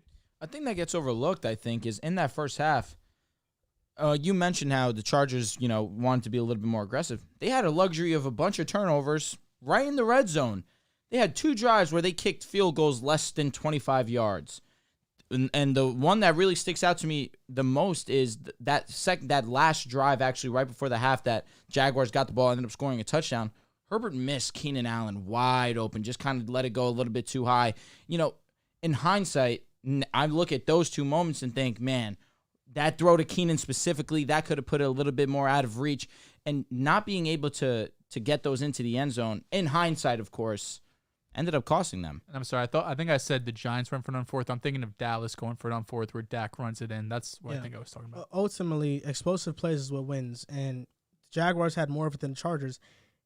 A reason why I kind of got a bad feeling about the Jaguars coming back is because the Chargers offense was not able to do much all game. Facts. They scored off the turnovers. I think it was 20-plus points off Jaguar turnovers. Felt like no fluidity. Yeah, in terms of their personal offensive drives when they start in field position that isn't favorable, they weren't able to get much going. You're right, man. So I think, they got up to a great lead, but they couldn't maintain it because offensively they've been horrible all game. And that's why Lombardi and Shane Day, those were the first steps. They got to bring in a good OC. I know Mike LaFleur is very highly coveted around the league. He's a potential candidate to go to the Chargers. I think Mike LaFleur is solid. Did that tickle your fancy or nah? No, but because he's going to succeed with Herbert. But I'm saying, LaFleur, are you in on that? Mike LaFleur going to Chargers. Yeah. Yeah, I would like that a lot. Would be a good hire. Okay. That would be a good hire, yeah. There was rumors with him going to L.A. too, the Rams. Yeah. Other LA, I should say. Yeah, the Chargers were banking on Trevor Lawrence to continue to be bad. And when Trevor Lawrence was the complete opposite of that, he woke up. They were cooked. And Staley changed up his defense, too. In the first half, he ran a lot of cover 3. And in the second half, he ran cover 4 quarters, which is a normal defense when you're up and you're trying to maintain a lead. But Doug Peterson was just scheming up against that, and they were getting a lot of explosives. It was pretty crazy. Doug Peterson, I thought, deserves a lot of credit for that comeback. I know that we talk about the Chargers collapse and stuff, but Doug Peterson and the execution of the Jaguars, I mean, that was just special what they were doing. And shout out to that T formation out of the 1950s where he hands it to ETN. Everyone's thinking it's QB sneak, hands it to ETN, runs it right around, and picks up a huge gain. Story was beautiful. Crazy. The Minnesota Vikings I might shock the world today. Lost to the New York Giants. You're going to pick the Giants over the Eagles? Fuck no. The Vikings 13-4 season. 11-0 in one-score games before this game. This was their first loss by 1 score. And the question is, what's next for the Vikings?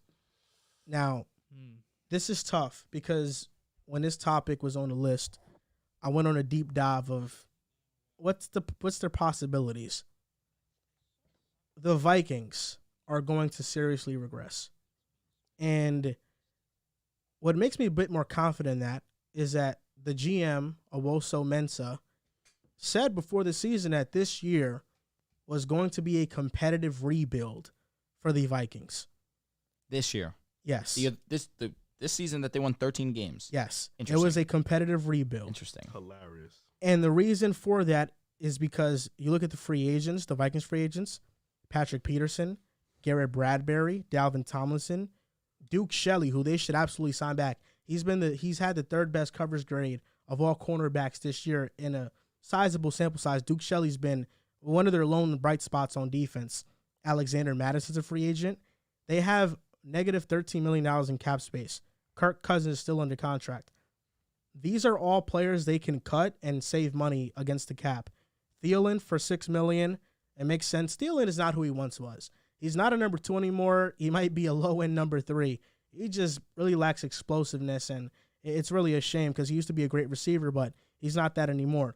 Zadarius Smith, $13 million, who, he's a great pass rusher, but that's a cap casualty. He will most definitely get cut. Really? Yeah. He was good for them. I'd be surprised if he's gone, honestly. $13 million for him. You're right. Yeah. You're right. Yeah. You're right. It's a lot. Eric Kendricks, $9.5 million, who he had a down year. He doesn't really fit this scheme. Harrison Smith at $7 million, who he's getting older. Yeah, he's getting older. All these guys are old. And if they don't cut him, Old they're going to have to roster. pay him $19 million, which is a lot for a safety who is not an elite safety anymore. Jettas and the Vikings just started contract talks. Negotiations too. Dalvin Right, a Cook, $200 million contract. I would pay him too. Dalvin Cook, $8 million. Jordan Hicks, $5 million. And CJ Ham, who's a fullback that doesn't get used, $3 million.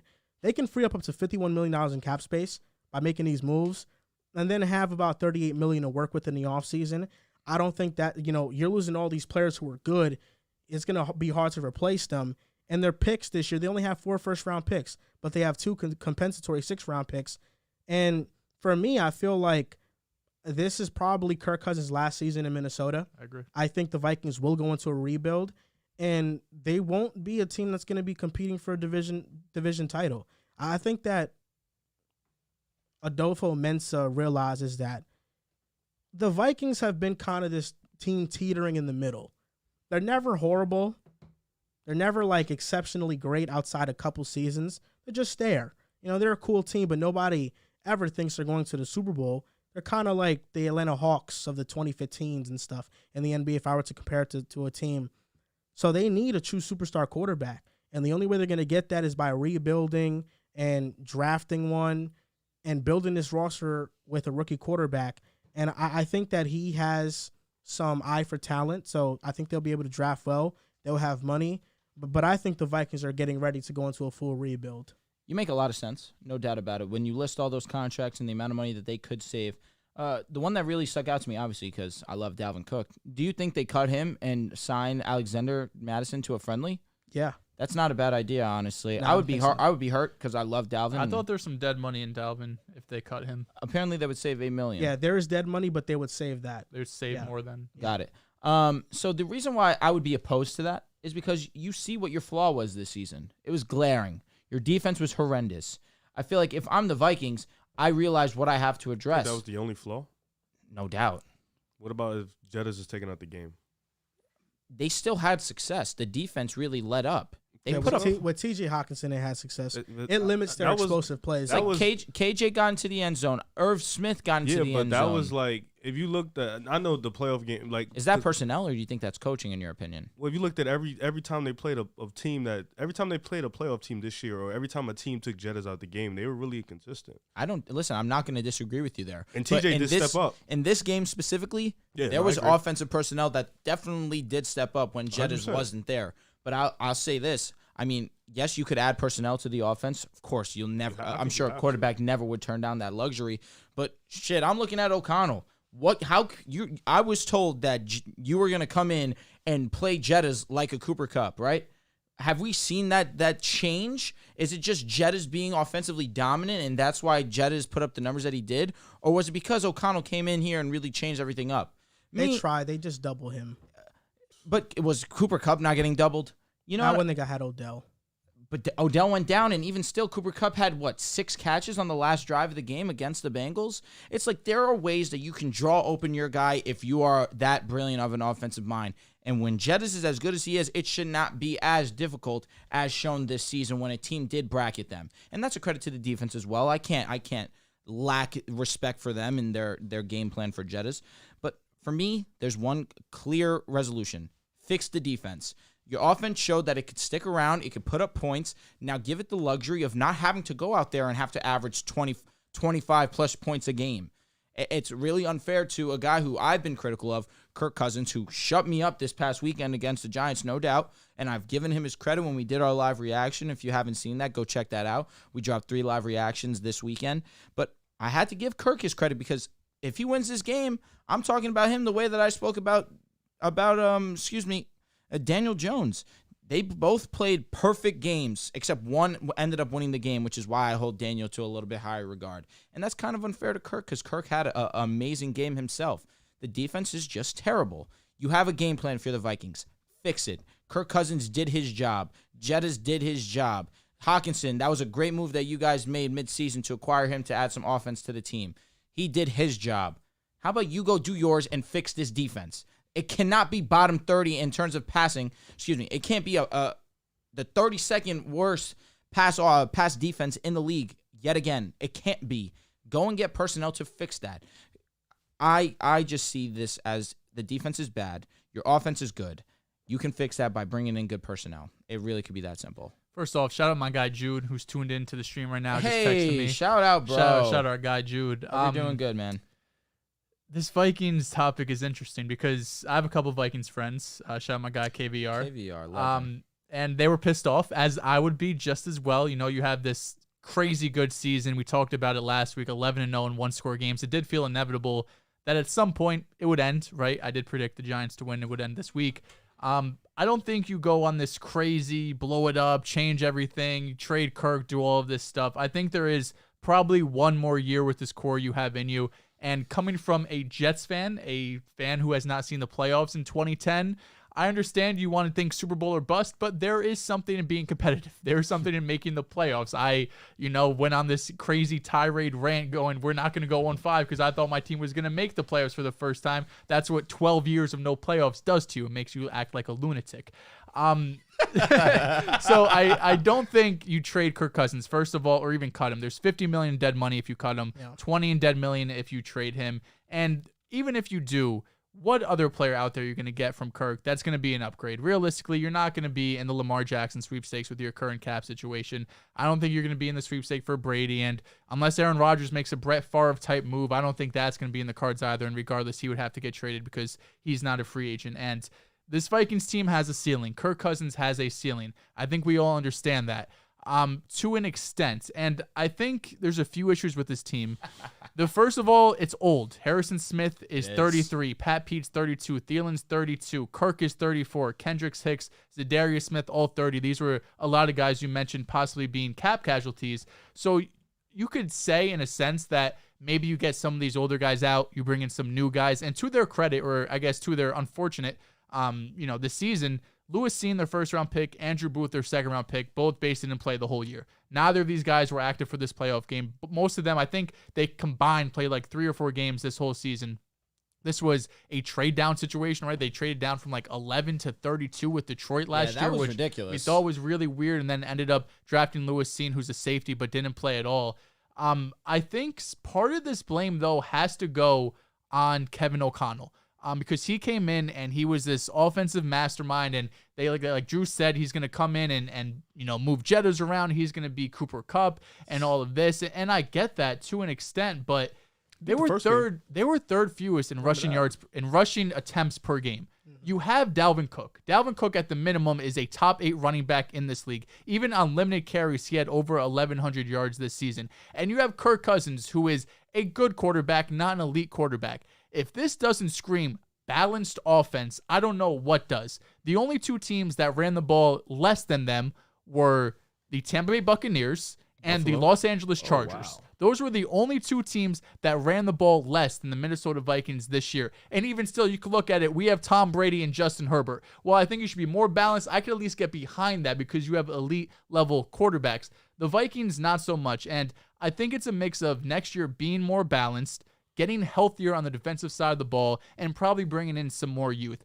I think that especially having Lewis Cine and Andrew Booth, those were two guys, they were counting on being starters. A starting safety and a starting quarterback. I know Duke Shelley had a really good season, but you saw Pat P. He's not the same like he once was. We know that. He's not the elite level cornerback that he was. I think with both of those guys in there, you still have a division it's really up for grabs still, right? I know we're expecting Detroit to be better. I think right now they're probably the favorites to win the NFC North next year. Chicago has a ton of cap space. The number 1 overall pick, I think they're going to get better. But even still, the Green Bay Packers went 8-9 this year. We don't know what's going to happen with Rodgers, so it's not like you blow this up and go into tank mode, because unless you really go in complete tank, you're still going to win too many games to really have a high draft pick next year. The division's just simply not good enough for you to be the last place division team, because no matter how high you are on the Bears, I don't think they're going to make enough moves to get into that even playoff style. Maybe they get to 6-7 wins, but I still think the Vikings will have the same, if not more, wins than the Bears next season.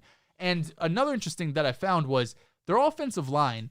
It graded out individually as one of the best units in the league. Brian O'Neill, Christian Darrisaw, Ezra Cleveland, and Garrett Bradbury, all top 11 in their respective positions on PFF. But Kirk Cousins was, I think, the 3rd most sacked quarterback in the league. Most of them played together, It's a too. Cousins problem. So I don't know if is this Kirk Cousins holding on the ball too long? That's kind of, like you said, Drew, the first Nobody thought else that getting came to open? my mind. You have Jettas, but you really don't have another guy outside of Hawkinson, who they got halfway through the season, who can really beat a guy one-on-one. Adam Thielen, like you mentioned, Joel, is not the same type of wide receiver, too. He has been in years past. So I think there's some, thought to bring another wide receiver who could complement Justin Jefferson. But overall, I don't think you go completely drastic and change everything about this team. I think number 1, though, has to be more balanced on offense and at least respect the run game, respect Dalvin Cook, who's one of the best running backs in the league. Hope the defense stays healthy, get a bit younger next year running back, and they could still be in contention to win this division. So the Vikings rushing EPA on offense this season was ranked 29th. Dalvin Cook had a good year. Their success rate was 38%. Damn. Yeah. Do you know the league average? And Dalvin still had they're below 1,100 plus average. yards. Oh, okay. Yeah, average would be 40%, around 40%. 2% below? They didn't run the ball. Third fewest attempts per game in the league. Average is 41%, my bad. What were that? 41. They're at 38%, which ranks 28th, I believe, in the league. Yeah, Dalvin was fucking good this They're year. Dalvin was super efficient. I still feel like he still had the same explosiveness. I feel like at any time he could rip off a 7-yard play. They did say on the broadcast that he did have the highest percentage of negative plays from a running back too. That probably goes into the EPA, where he could rip off those big runs, but this season he's had a lot of times where he's had negative. But that has a lot to do with the offensive line too. I'm looking at his DVOA. He ranked 36 out of Who's this, Dalvin? 42 running backs, yeah. It was a bottom 10 running back. Nah, but his yards, Dalvin looked still pretty good to me this season. His yards per carry was solid. He had 8 touchdowns. I mean, of course, when you're thinking of the Vikings offense, you think of Jet. That's what you're gonna do, and that's the problem. I agree wholeheartedly. You got to bring in some youth, man. It's not like Dalvin is a bad pass catching back either. He is very solid in that regard, also. I mean, I think for the most part, maybe not the most part, but I think your running back is really predicated on your offensive line. And I think for a receiver, when you take him out, like TJ Hawkinson was a great move that they got halfway through the season because, if Jett is locked up, he opens up the floor. He could beat one-on-one, and he's another guy. But I think you need another receiver. I think you need to get in some youth because Thielen is old. Osborne is he's a whatever type of thing.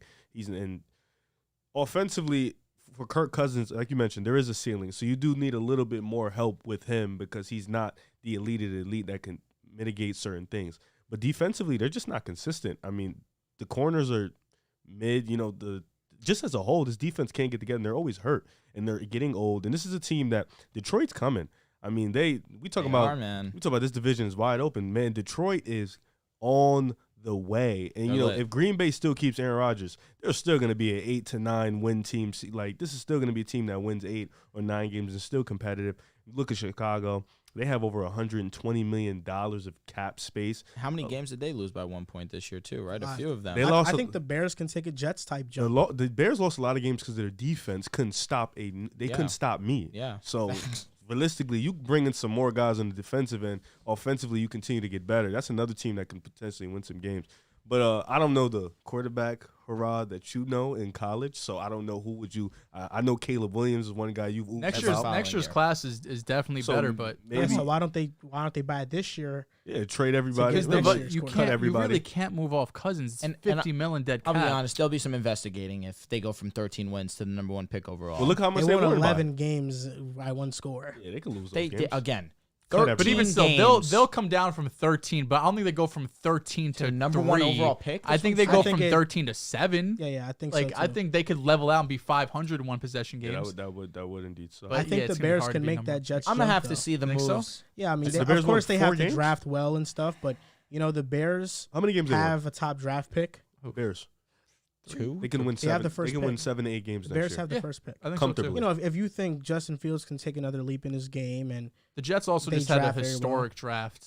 I mean, you never know. You never know. You didn't have the Lions went from what? We had no quarterback. I was gonna say the Lions went from the second pick overall to being a break their way into the playoffs. And I think the Lions will. And they have win a division. 20. I think that they should be the favorite right now. It's a good opinion. Oh, the Lions. I thought you said the Bears. I was about to say. I think the Kevin O'Connell stuff. I think that's a bit of an overreaction, just because before the offseason we were sitting at this table and we said, Jett is going to be Offensive Player of the Year. And he's got to be. And he was. Yeah. And he was. Undoubtedly. But again, is that a testament to Jett? No, I think that's Kevin O'Connell deserves a lot of credit. Let's be honest. Jett is doing this with fucking Adam Gase. That's what I'm saying. Yeah, but the Jett is going to do Jetta's things, but you can still give credit to O'Connell. I love Kevin O'Connell as a head coach. I really do.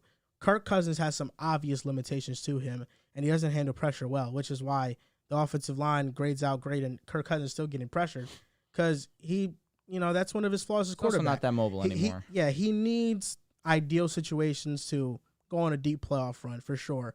But Kevin O'Connell, I thought, adjusted well. They went out and traded for T.J. Hawkinson, which that was the solution to teams double teaming Jettas.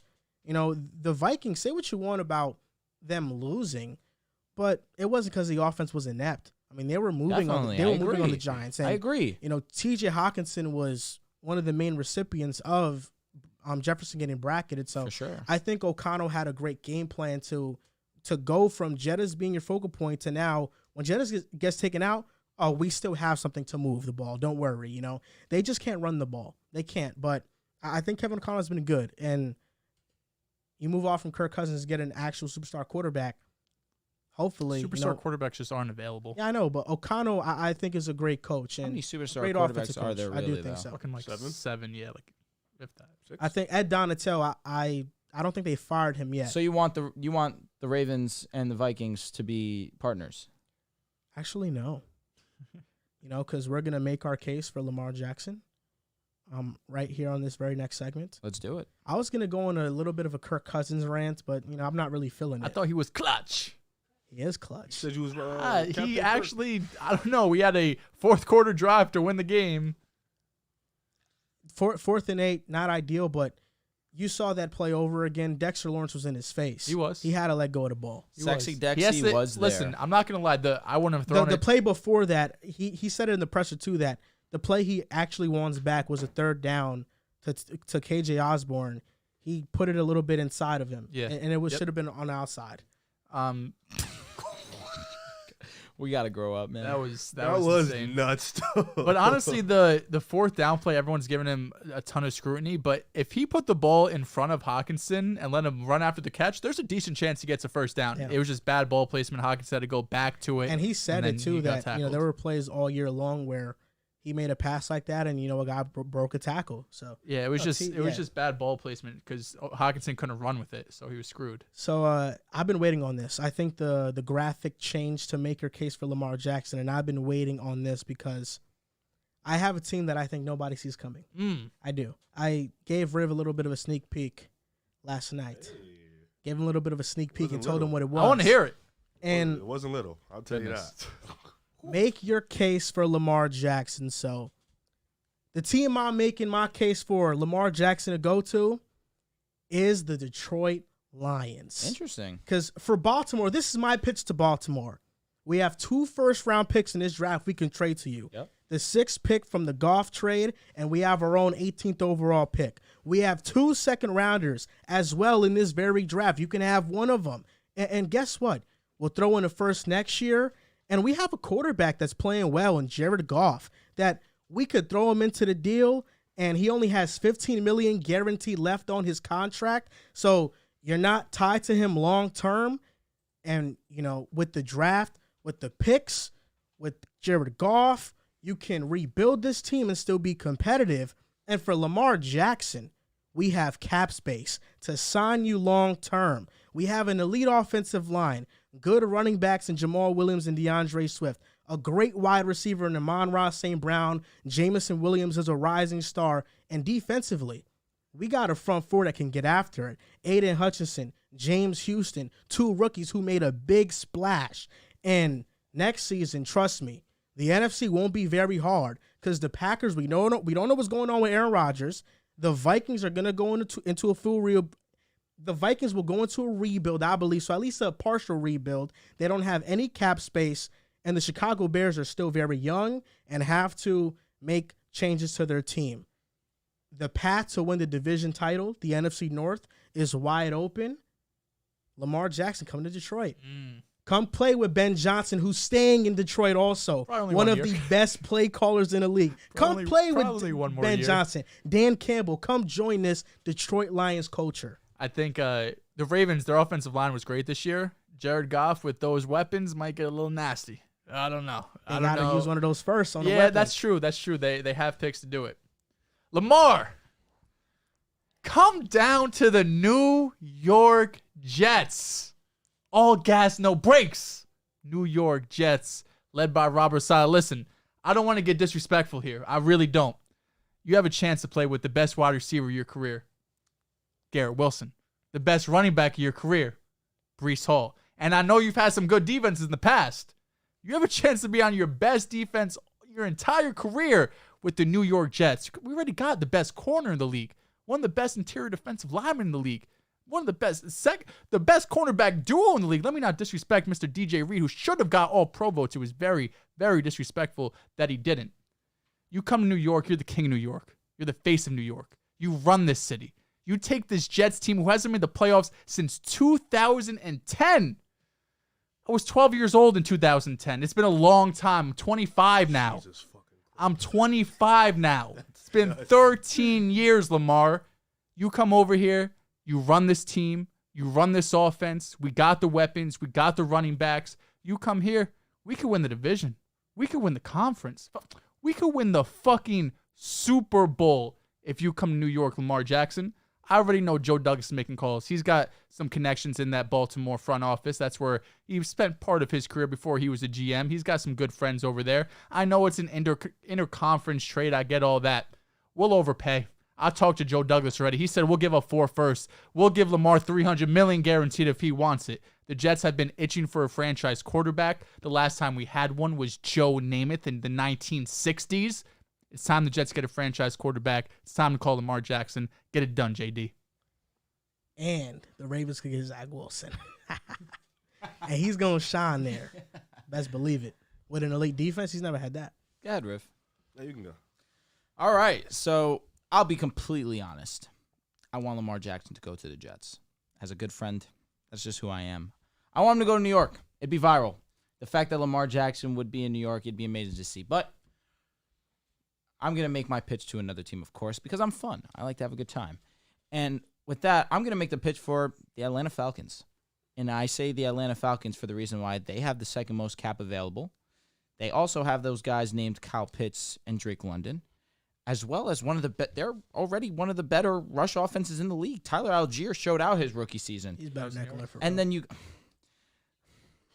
can you let me have a conversation, What'd man? you say? I said he's better than Eckler. Oh, God. Again, the Falcons have a really good rush offense as is. And you add Lamar to that, you might leapfrog to the best rush offense in the league. Arthur Smith is one of the better offensive minds as well. And we did criticize him for, using Kyle Pitts as a blocker, but that ended up being to their benefit where they ended up being one of the better rush offenses in the league. Unfortunately, Kyle Pitts did go out, but that did not stop how great and dominant their rush offense was. Dominant to a degree, of course. They were a limited team this year as their defense is not that great. But that being said, Lamar, you come to the Falcons. Of course, the Falcons have the second most cap. You can get however much money you want from them. Atlanta is a very popular city as well. You come in, that is definitely a good scene for Lamar Jackson, absolutely. And on top of that, think about how much draft capital Atlanta has. They have a first, a second this year. They have 2 fourths. If they want that, they could take it next year's first. The first after that, Atlanta is begging for a franchise quarterback. Drake London is begging for a quarterback that could hit him in stride. Kyle Pitts is begging for a quarterback to bring something back into his life now that Matt Ryan's gone. He no longer has that luxury. Give that shout out to Joel Moran, of course. Matt Ryan. But Lamar Jackson, you come into Atlanta Falcons, you change this offense. This offense becomes fun. Drake London becomes someone that you got to look after. You have to look at Kyle Pitts and put him back into those top 5 conversations. All that changes because of Lamar Jackson. You're calling Lamar. Calling Lamar. What's he got to say? Tell him come to Jess, man. Yo, Lamar, I noticed you got a few calls and shit today. Listen, this is the general manager for the Carolina Panthers. I got an offer. Listen. Now, I understand the Atlanta Falcons offered you an offer, and Atlanta's beautiful. I've been there. It's nice. The women there are amazing. The clubs there are awesome. The food is great. They got some players. Kyle Pitts, he's a dog. Drake London, he's an emerging star. I noticed the Jets also called. That's a bright spot. Defense elite. They got Garrett Wilson. I noticed Detroit called. That's a dangerous-ass spot. But check this out. We got draft capital. The 9th pick, the 40. Shit, we'll give you the whole 2023 draft. We got DJ Moore.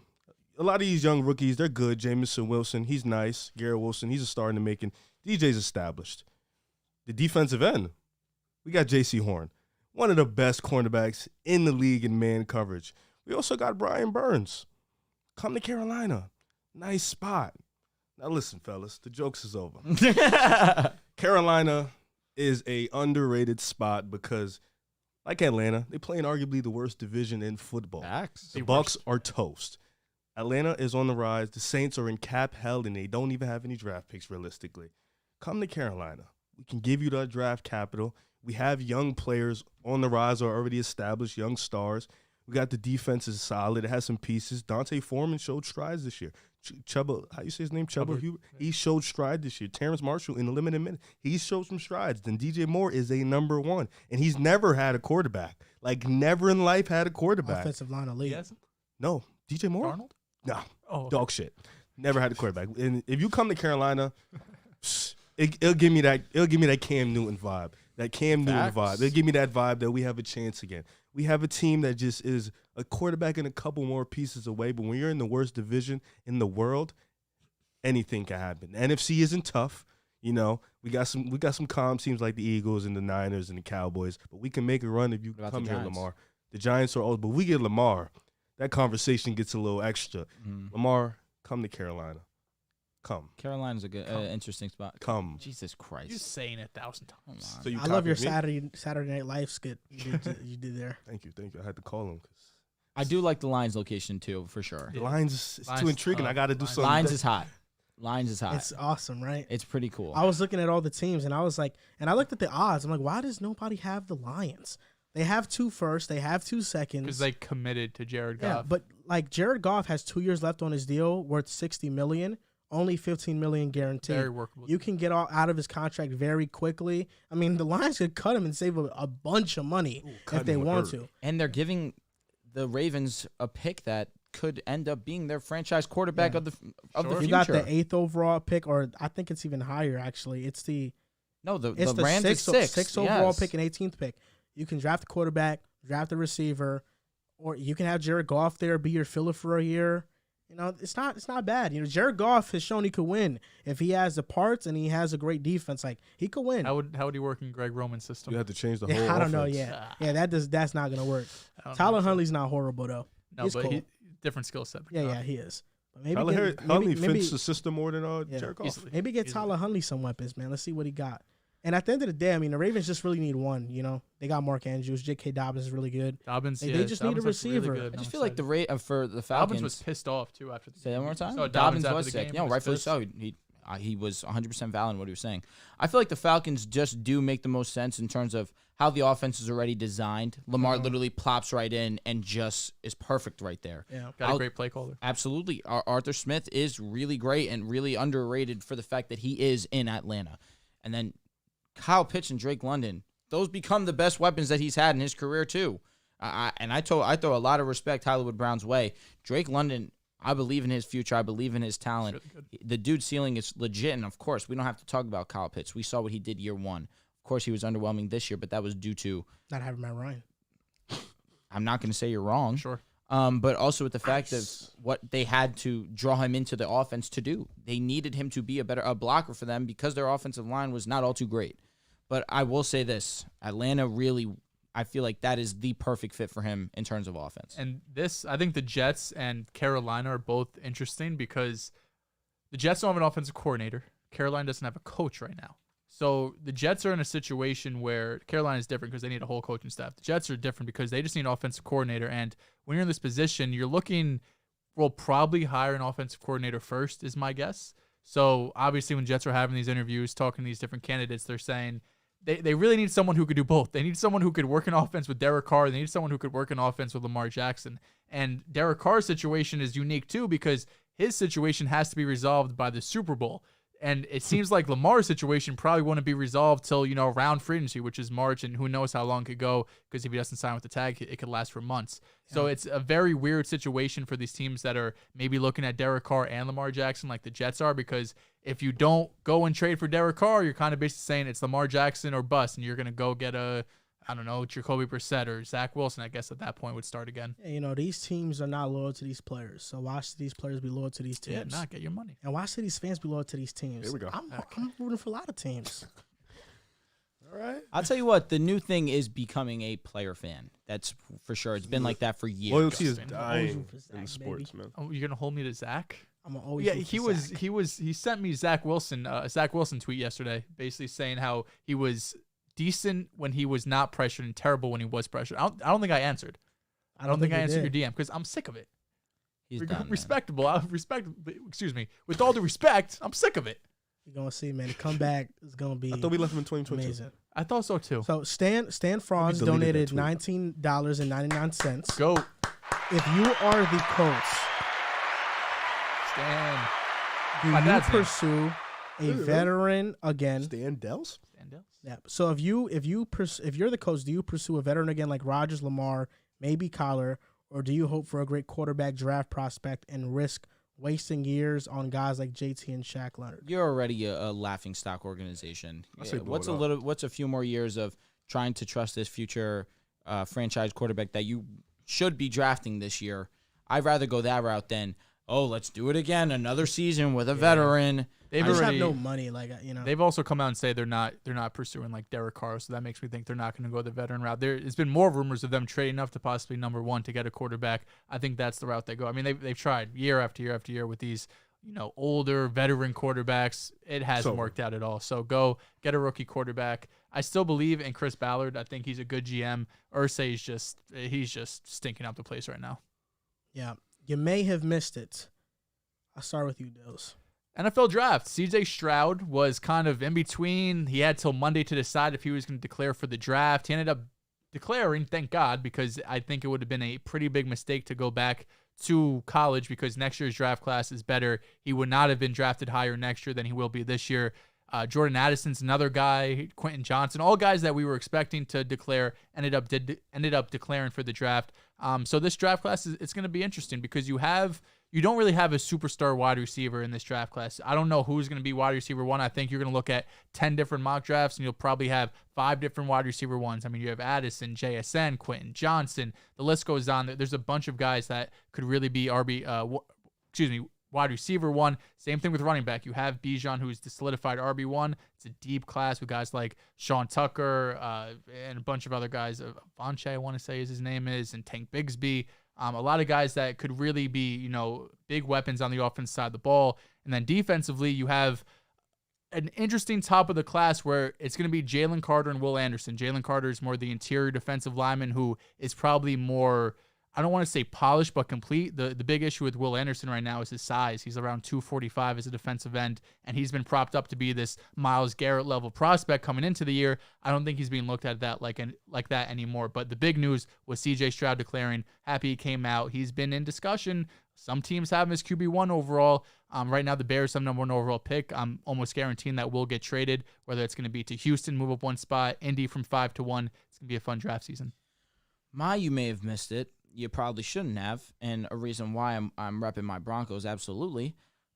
Sean Payton, it's really looking like the Broncos have the best chance to acquire Sean Payton. Now, this comes after news of hearing that the Chargers will not be firing Brandon Staley, or it's seeming as if Brandon Staley will be remaining with the Chargers at least for one more season with the firing of Joe Lombardi and Joe Shane, I believe is his name, correct, the quarterback coach. And now, where Sean Payton did go on Colin Cowherd and he was saying that the Texans might have the Texans are an intriguing team for him to join as well because him being allowed to choose the next quarterback, his heir apparent. But he also wants $20 to $25 million for 4 years. That's a contract that right now the Denver Broncos seem to be the best, the team that is going to provide that for him, especially for the fact that we are the richest franchise right now. We have the richest owner in the NFL right now. Yeah, we do. Walmart guy. I couldn't tell you his name off the top of my head right now. Yeah, there's like 8 people in that group that own the team. But Sean Payton comes to the Broncos, and this is why I tell you guys, you need to manifest, you need to put things out into the world, because where it looked like it was not a strong possibility, I kept wishing and hoping, and now it's looking as if the Broncos are the favorites to land the best coach available right now. Congrats. That sounds very pessimistic of you. Are you done with your spiel? Oh yeah, man. I'm living lavishly right now. Magically, for sure. You may have missed it. The Cowboys signed kicker Tristan Vizcaino. Is that how you say his name? I thought they were starting Maher next week. They are. They said they kept their faith in him, but they signed Tristan to the practice squad for the moment, just to have that hope. He did miss 4 kicks. Was Vizcaino. It? Yes, there it is. Thank you. That's why you're better at speaking. He did miss 4 kicks, so it's just something to keep notice. They might call him up for the game next weekend. We don't know, but they have signed somebody as a kicker to the practice squad just in case. Because kicking 4 is actually I don't think it's ever happened before, but it was nuts. Yeah, it was pretty ugly scene. They were all short ones. They weren't nothing. Dak, you know what? I didn't appreciate that. As much as I've been giving Dak his praise, come on, you never show up your guys. He clearly was showing him up. It was pretty rude. But yes, was it deserved to a degree? Yes, he missed 4 extra points in a row. But are your teammates screaming at you when you throw an interception, when you have a pick 6? No, that's not what you do when you're a teammate and you're the leader. Sorry, it's Devon A-Chain. Let's get this guy's name right. I got a pronunciation guide here. Sweet. Thanks. Vizcaino. Tristan Vizcaino. Nice. Vizcaino, you said Where was he at before this? We know? No. The Patriots in 2020, I believe. Didn't really need to look into all that. So Jared Palladino donated $2. Jared Palladino. Mm-hmm. Tell Joe Stasi he knows a negative amount of ball. So I got 2. You may have missed this week, and I got a fun little segment after that.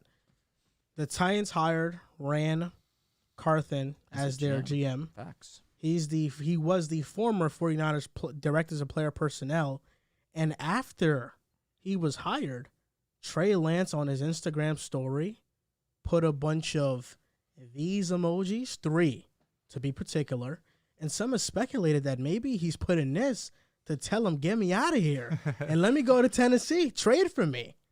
So that's some speculation that's going on. That's funny. And, who knows? Brock Purdy wins it all, and Trey Lance is in Tennessee. What's Trey Lance's trade value? 2 picks, 1 pick. Definitely a second rounder. I was going to say second and a minimum. I was going to say maybe a first. Yeah, it could be a late first. Yeah, he is. Ryan Tannehill was my comp out of college, so it makes sense. For Trey? Yeah.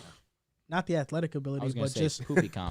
playing within the system and how the system was similar. What year are we going on where Trey Lance has not played more than 3 games of football? 3 years. Giving me Next Ben year, Simmons this vibes. upcoming year. And Monty Austinfort, who's won 4 Super Bowls with the Patriots, and he spent his last 3 years as the Titans director of player personnel, is the Cardinals' new GM.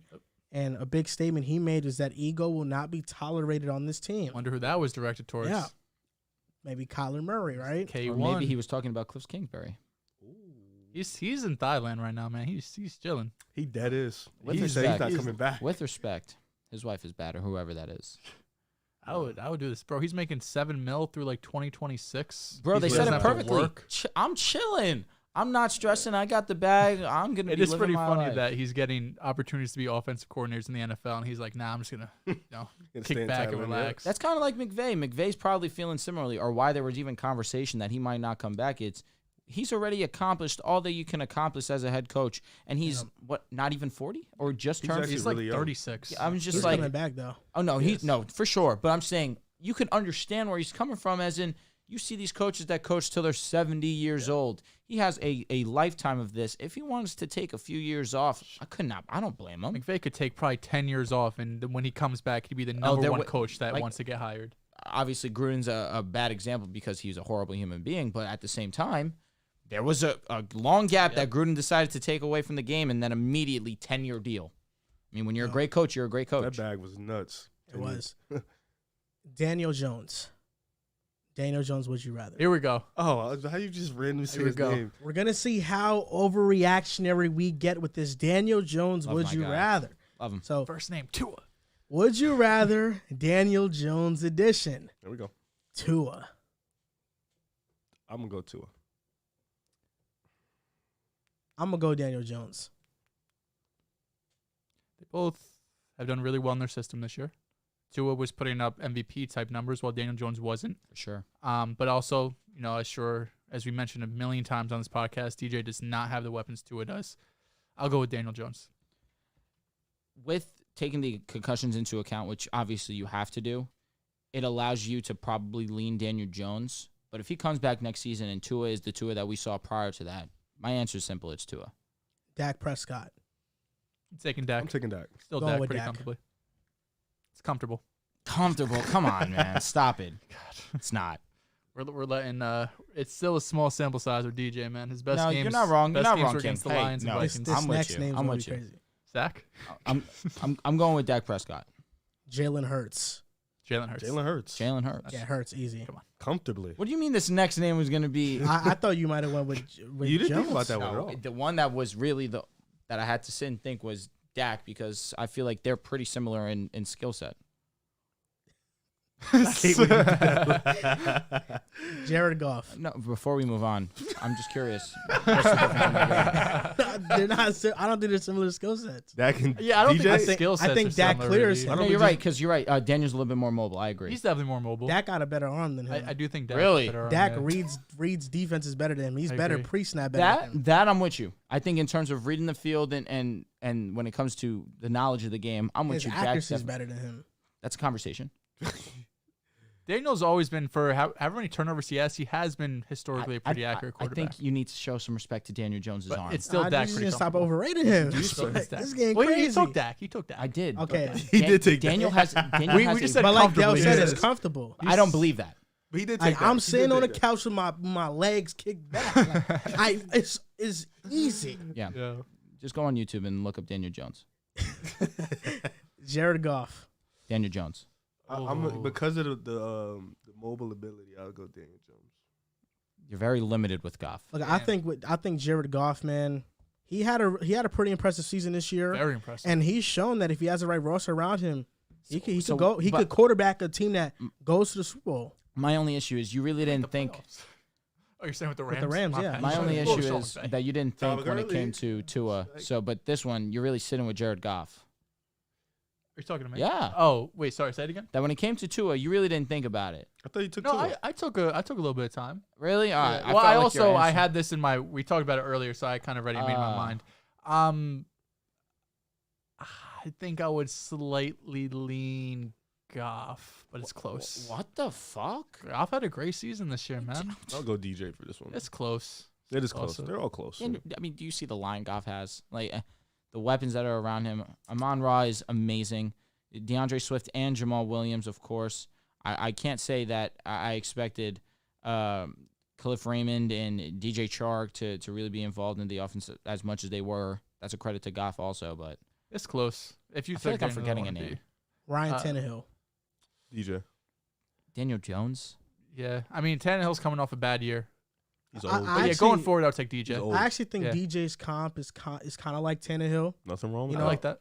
I like that. And for I sure. like DJ. He's younger than Ryan him. at his I like best DJ better. Like a top 15 I like DJ quarterback? better. Ryan Tannehill at his best? Yeah. Yeah, He's that's good. calm. I like Tannehill, but I'll go G. I You guess don't if like- I you guess don't for like one that. back, DJ. But you don't think his peak is higher because Daniel was mobility? Tannehill's can mobile move. too. He can But move. he's not not Daniel. as, He's not not as Daniel much. Jones. Yeah, not like He's never Daniel been could. asked to move like that. I don't think he can't. can. No, he's not as fast as him for sure. Nah. What are you doing here? But Tannehill, he got some mobility. Nah, too. he does, but he not. Yeah. He They could got he Daniel could Jones. move. Daniel Jones is mobile. He's a mobile. He's Oh, mobile. yeah, I'll go with Daniel Jones for sure. And Jared Goff is close. You're a I don't know. Tannehill Yeah, guy. I think I might switch because DJ's younger. If we're doing like going forward, you know, Jared ain't old though. he's probably like 29 is my I guess. say 28. You know, I'm gonna change it. I'm gonna go Daniel Jones over Goff and Tannehill. Good idea. I'm gonna go I said DJ over both. He is 28. Or Kyler- 29 October. Kyler Murray. Kyler Murray, K1. I'm not thinking K1. about it. Kyler easy to me Comfortably. too. This is hilarious from you. It's tough, man. I mean, when Oh, it comes man. to physical attributes, Daniel has it. Because he's taller? What does Daniel do better than Absolutely. Kyler? Is that physical attribute? He's a better runner than him. Who? Kyler? Daniel Jones. It's better runner who? Oh, Kyler's definitely faster, but Shiftier. Daniel Jones could take hits. Yeah, he's bigger. He's stronger. Yeah. He's bigger. And that makes him all around a better rusher than him, in my That opinion. is a tough Wait, because opinion, you can bro. take hits that makes you a better runner?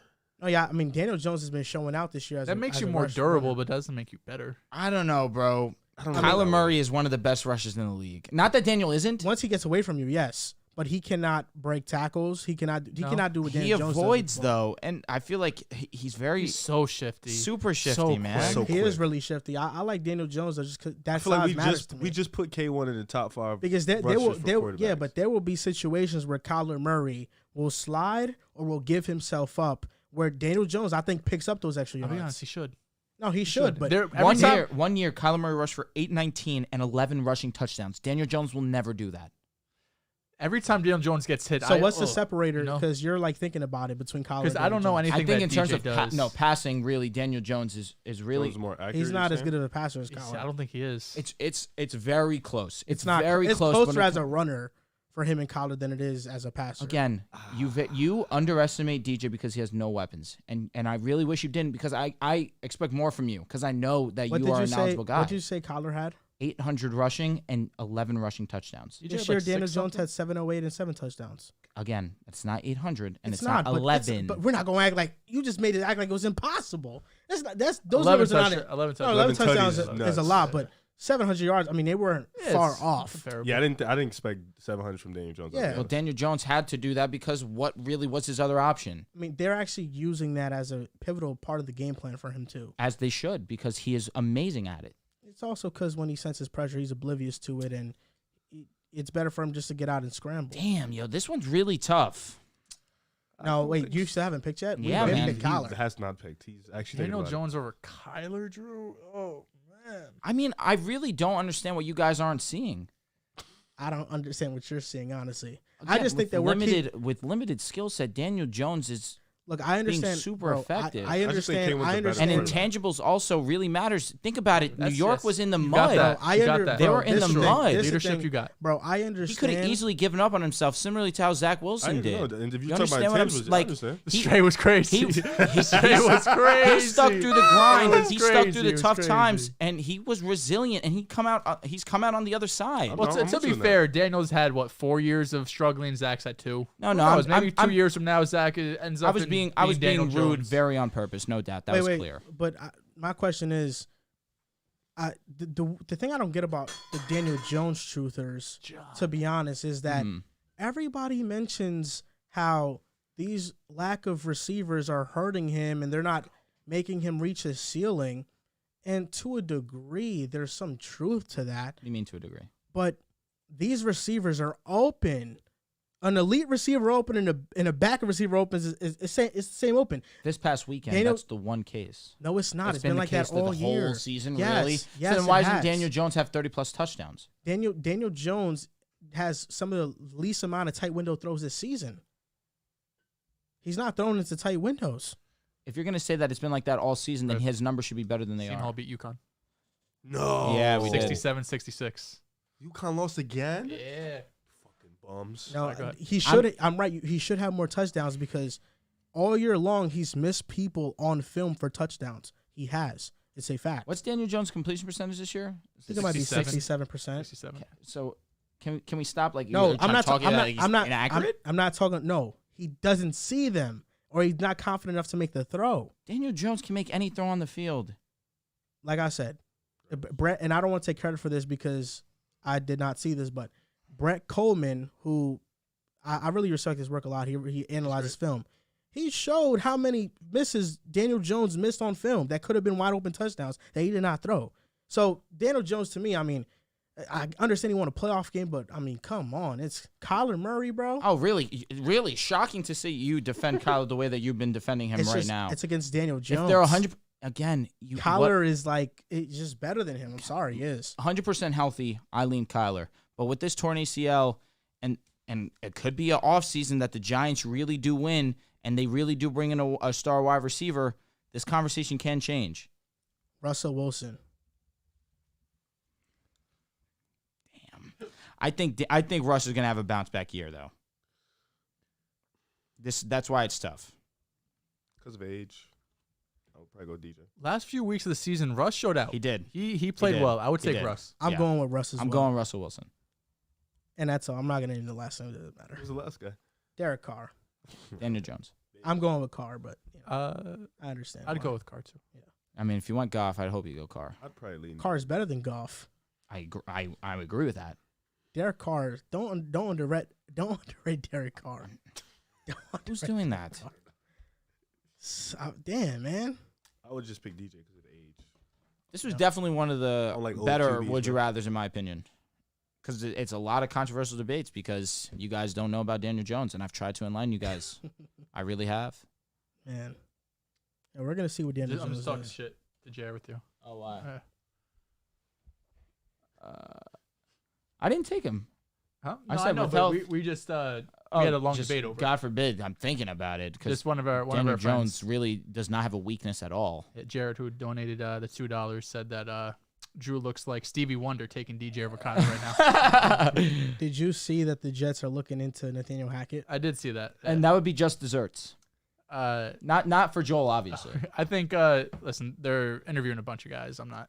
You hire not buying Nathaniel into Hackett, it. I'm laughing. The I'm only gonna be reason 3 hours. we get Hackett, the Jets might fold on We this. better bro. get Rodgers. That's the only way I'm okay with Bro, it. I'm gonna be honest, bro. I'm not You saying sound like me I, now. I don't think I we're do, gonna I sign do. Hackett, I don't think so either. but the OCs we've interviewed No, it's very not, underwhelming. I know. That's why I was not in favor of firing LaFleur because there's no one out there that's going to come in and we're going to be excited about. Like, Frank Reich's not going to sign a 1-year deal to be our offensive coordinator. Sorry, Jets fans, it's not happening. Like, Darryl Bevel, who was the leading candidate or I guess maybe the best fit, he said, no, I'm not doing it. I'm staying in Miami. Like, it's going to be a mess, but at the end of the day, it's going to depend on whoever the quarterback Yeah, if you're is. Bevel, why do that? You're in Miami, no state income taxes. You're gonna go to New York with the highest ones for the Jets. It's going to be rough, man. You might be out of a job in 1 year. That's what Lamar just Band-Aid for everything. Someone just said I have a bad eye for quarterbacks. That's hilarious. That hurts. No, but it's not true. John is over there laughing and giggling. No, John enjoys himself in the chat, and rightfully so. Saying I have a bad eye for Joseph- quarterbacks when Tua was my guy, and he's done nothing but prove a lot of people who said that exact statement to me wrong. Against top 10 defenses or no? Was it against top 10 defenses or no? Against the Bills, he played pretty well. What do you think, in your opinion? Yeah, I think he was underwhelming when Against the Bills? defenses actually were good. Against the Bills? The second matchup both Second of them. matchup, Yeah, he was all right. I thought he was all right. all right, You know, he was nothing crazy. He also had a concussion that first game and had a game-winning drive. Nothing that Jimmy Garoppolo couldn't do. That's Screaming. all I say. With Tua. Joe Stassi donated $5. No way. Oh, what are the gosh. odds of this? Jared Palladino shouldn't be allowed to talk football. Now, Yo, that's hilarious. second hour of the show, we're going to go on and talk about the Jaguars and Chiefs, give our prediction for that divisional round matchup. The Chiefs beat the Jags in their first matchup 27-17. But we know the Jags are riding hot. They're coming off a historic comeback. Trevor Lawrence was legendary in the second half. And in this matchup, there's going to be some light snow. That's going to be the forecast. Yeah, there's going to be some light snow in this. And for me, I look at this game and... Sorry, before you give your take, John brought it up. Trevor has not lost a Saturday game in his career. He has not. Most of that is college football. For me, this first matchup the score was much further away than the game. It felt like the game was much further away than the score may dictate. 27-17. To be honest, I felt like the Chiefs dominated this game from the start. They had 9 more first downs, 2 punts compared to 6, and outgained them by 150 plus yards. The Chiefs couldn't be stopped offensively all game. I do think the Jags pose a little bit of a tough matchup because Mahomes has been the 4th least blitz quarterback at 22% of his dropbacks this season. And the real question is, can the Jags get consistent pressure? In their first matchup, the Jags' pressure rate on KC was 32% without blitzing, which was the 5th best against the Chiefs this year. The Jags rank 5th in pressure rate without blitzing overall. So if they can get home without blitzing, you allocate more defenders into guarding the pass game and limiting explosives, then they have a little bit of an advantage. But the Jaguars allow the most yards per reception and receiving yards to tight ends overall. And Trevor Lawrence, he has to start fast in order for this team to have a chance. Well said. Because the Chiefs secondary is 27th in passer rating. Spagnuolo is limited with his blitz packages because you can't leave these corners on islands with receivers. They're terrible. And that's why Spagnuolo really hasn't been able to really get into his bag this year, because when he does blitz, quarterbacks have the 6th best passer rating against them, and you don't want to do that consistently. And Lawrence is one of the best quarterbacks against the blitz this year. The Chiefs' special teams is also kind of worrying, but they've been better as of recently. But just a theme for the entire year, Bucker has been on and off. They allow big-time returns both in the punt game and the kick game. Their punter talented has been all-pro this year, though. Sure. But the Chiefs, rarely use them. The advantage. They got Patrick Mahomes. Chris Jones in his matchup versus Luke Fortner probably. Chris Jones is one of the best defenders in the NFL, and he deserves a lot of recognition. I know that when we talk about the Chiefs, his name hardly comes up because Mahomes, Kelsey, those are like the stars, but Chris Jones is kind of, to me, like the unsung hero that he's always making a big-time play and sealing a game, and he's an all-pro player and one of the best players at his position. Definitely. And on passing downs, the Chiefs are amazing. I mean, they were the best offense this year, and they're first in DVOA on 3rd and 4th down. The Jaguars' defense ranks 31st on 3rd and 4th downs. The Chiefs are 7-1 at home. They're going to win this game. And I have them winning, and I also have a Boom Fantasy prop as well for this game. I have Trevor Lawrence over 1.5 passing touchdowns this game. Okay. I think he'll get 2 passing touchdowns. But, yeah, I think the Chiefs will win this game. It'll be kind of comfortable. You know, I think there'll be a moment where you're like, oh, you think this game's getting close, and the Chiefs kind of pull away. I like the Chiefs here. I think this game is going to be similar to the one that we saw with the Chargers, not in terms of script, of course. And that was something that we should have talked about in our You May Have Missed It also, with Trevor Lawrence getting fined for saying that you couldn't write a better script. He got fined for that? He did. He said that he got fined. And I saw Pat McAfee actually having a conversation about it and why that's such a big deal, because people believe that with how bad of a loss gamblers have had this year and how sports betting has become legal in a plethora of states now, that people feel like the league is becoming more scripted in terms to get money into these sports books' hands, because these sports books are now huge sponsors of the NFL as well. So there's some discussion there, but Pat McAfee said it best. I mean, a lot would have to go into it for that to have some truth and validity. But I think that this is going to be a very high-scoring game. I mean, you spoke to it too. The Chiefs' defense is not good, specifically their secondary. And the Chargers' strength was their secondary. And in the second half, Trevor Lawrence came up and absolutely torched them, where you spoke about it too. You had Ingram, Christian Kirk, and Zay Jones have all over 70 receiving yards.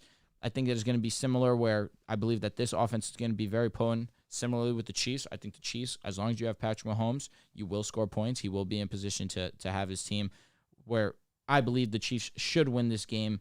But I don't think it's going to be a complete blowout where Jacksonville doesn't look like they belong. I think because of how bad the Chiefs' defense is, the Jaguars will be in this game to a point where fans might start to teeter, me included. Is it possible? Can the Jags actually beat them? But I think that Mahomes is good enough, should be good enough to beat this Jaguars team. It's a fun matchup. You got Doug Peterson, obviously him and Andy Reid coach together. Doug under Andy Reid. You have a couple of years from now, we could be talking about Trevor Lawrence and Patrick Mahomes as the two best quarterbacks in football. You know, this is just a preview. And right now, this Jags team, they're just not ready. They're not ready for this moment to go into Kansas City to win this game. That doesn't mean they're not going to be competitive. That doesn't mean that Trevor Lawrence can have a good game. But I just have a feeling that you're going to have to be damn near perfect to win this game. I think it's going to be very similar to the first half of the Seattle 49ers game of last week, where Seattle was perfect that first half. They had a 2-point lead going into halftime. This very small first slip up, Geno Smith fumbling the ball, it just caused an effect that everything went downhill after that, and the 49ers go on, and it looks like a blowout, even though the first half really wasn't a blowout. It sounds cliche in coach speak, but if the Jaguars want a shot, they have to take care of the ball. If Trevor Lawrence is going to have 4 interceptions, this game's going to get ugly quick. Yep. You're not playing against the Chargers. You're playing the Chiefs. If you go down 27-0, this game's going to end fucking 45-13. It's not going to be this comeback. The Chiefs with Andy Reid and Patrick Mahomes, they've been here 1,000 times. They know what they're doing. And like you guys mentioned, you could score on them. To end the season, the Chiefs allowed 27 to the Chargers, 27 to the Bengals. The Broncos, they played them twice. Broncos team that was not able to score all season, the worst offense in football, scored 28 points, then 24 points, and the Texans also scored 24 points on them. This Jaguars offense, we know how great it's been over this last month of the season, really since week 9, as we mentioned. Trevor Lawrence being arguably the best quarterback in football. But this is the Chiefs team, number 1 in scoring offense, number 1 in passing offense, number 2 in red zone offense, number 2 in number 2 on offense on third down.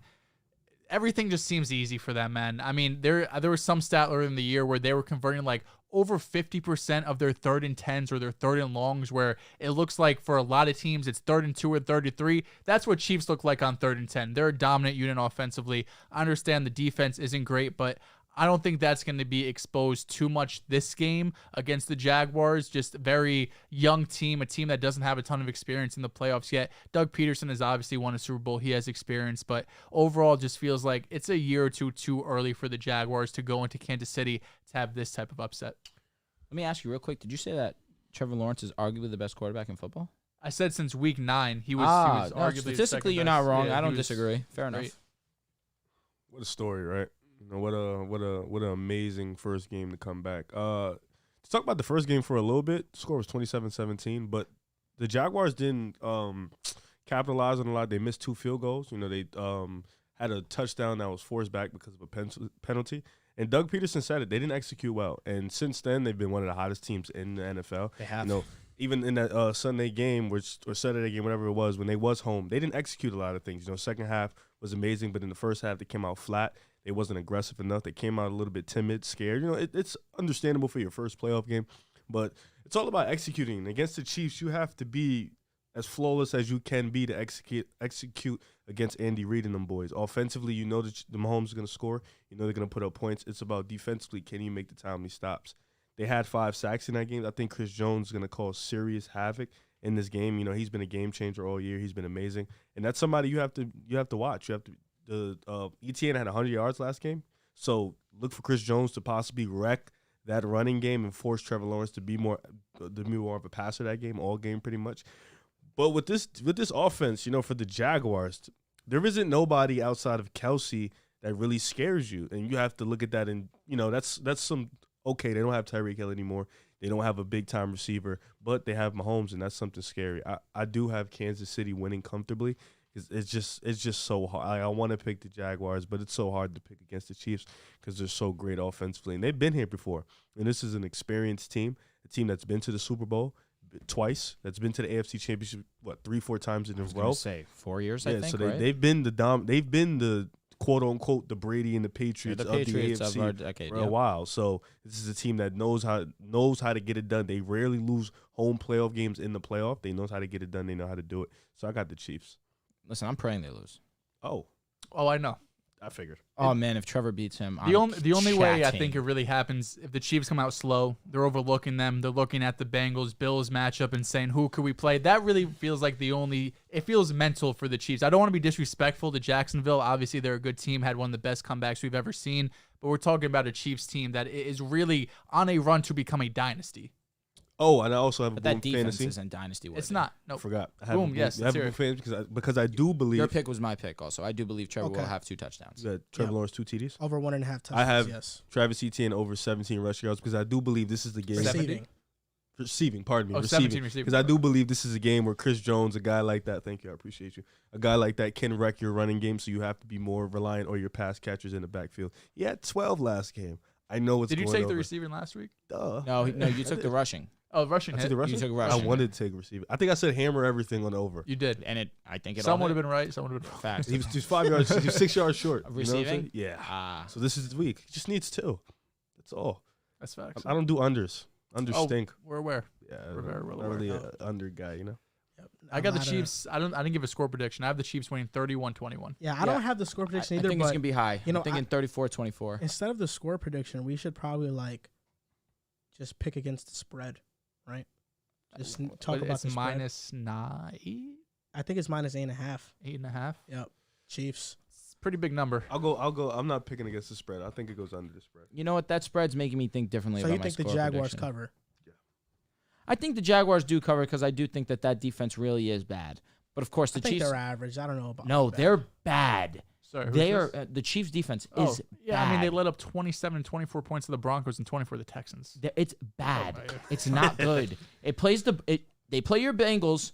The Bengals will put up points. They play the Bills. The Bills will put Everybody up points. does. Well, yeah. It's gonna be all dependent on Mahomes being Mahomes. They're number one Simple. offense in football. So, But people think that this is a cakewalk for Mahomes to go to the Super Bowl. It's simply not that because of how bad the defense is. it's they. I mean, I don't. I mean, wanna we've seen the Bills score in 13 seconds. and I'm not left and saying Mahomes this won. game. I'm not talking about this game. For sure, I think the for sure. Chiefs win this game, and it should be. Talk about next round. Yes. Next round gets spicy. And then in the Super Bowl, whoever they play is going to be a prolific offense. If They they're won't get playing there. the Chiefs, I don't disagree. Yeah, we'll definitely see. I'm the gonna Bengals scored 27. I'm going on to them, take which- plus 8.5, for the Bengals. right? Because that's what the line it's is a lot 8.5. of So you're points. to lay. taking plus 8.5 Jags. Correct. A lot of points to lay. Yeah, that is a lot of points. For some reason, I have a feeling they win by like 9 or 10. Think so? Vegas Chiefs. usually knows. Yeah. Usually Vegas, that line, I was just like, all right. Didn't Vegas I pick don't the know if it's a Chargers? 10-point game, really, because Vegas Chargers were really 2-point they favorites. haven't missed They this don't know. year. Oh, and obviously they're gonna have their misses. Didn't they pick the Vikings also? Vegas 3-point favorites. They don't know. Vegas don't be knowing. Well, everyone was on the Giants. Yeah, they don't be knowing. Yeah, they needed to give some candy to people. Yeah. Yeah. But yeah, that's our boom. Those are boom fantasy props. So Trevor Lawrence over 1.5 passing touchdowns, and Riv has Etienne over on receiving yards.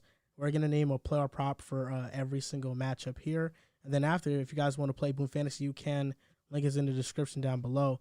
Next game, Giants at Eagles, NFC East Here we go. matchup.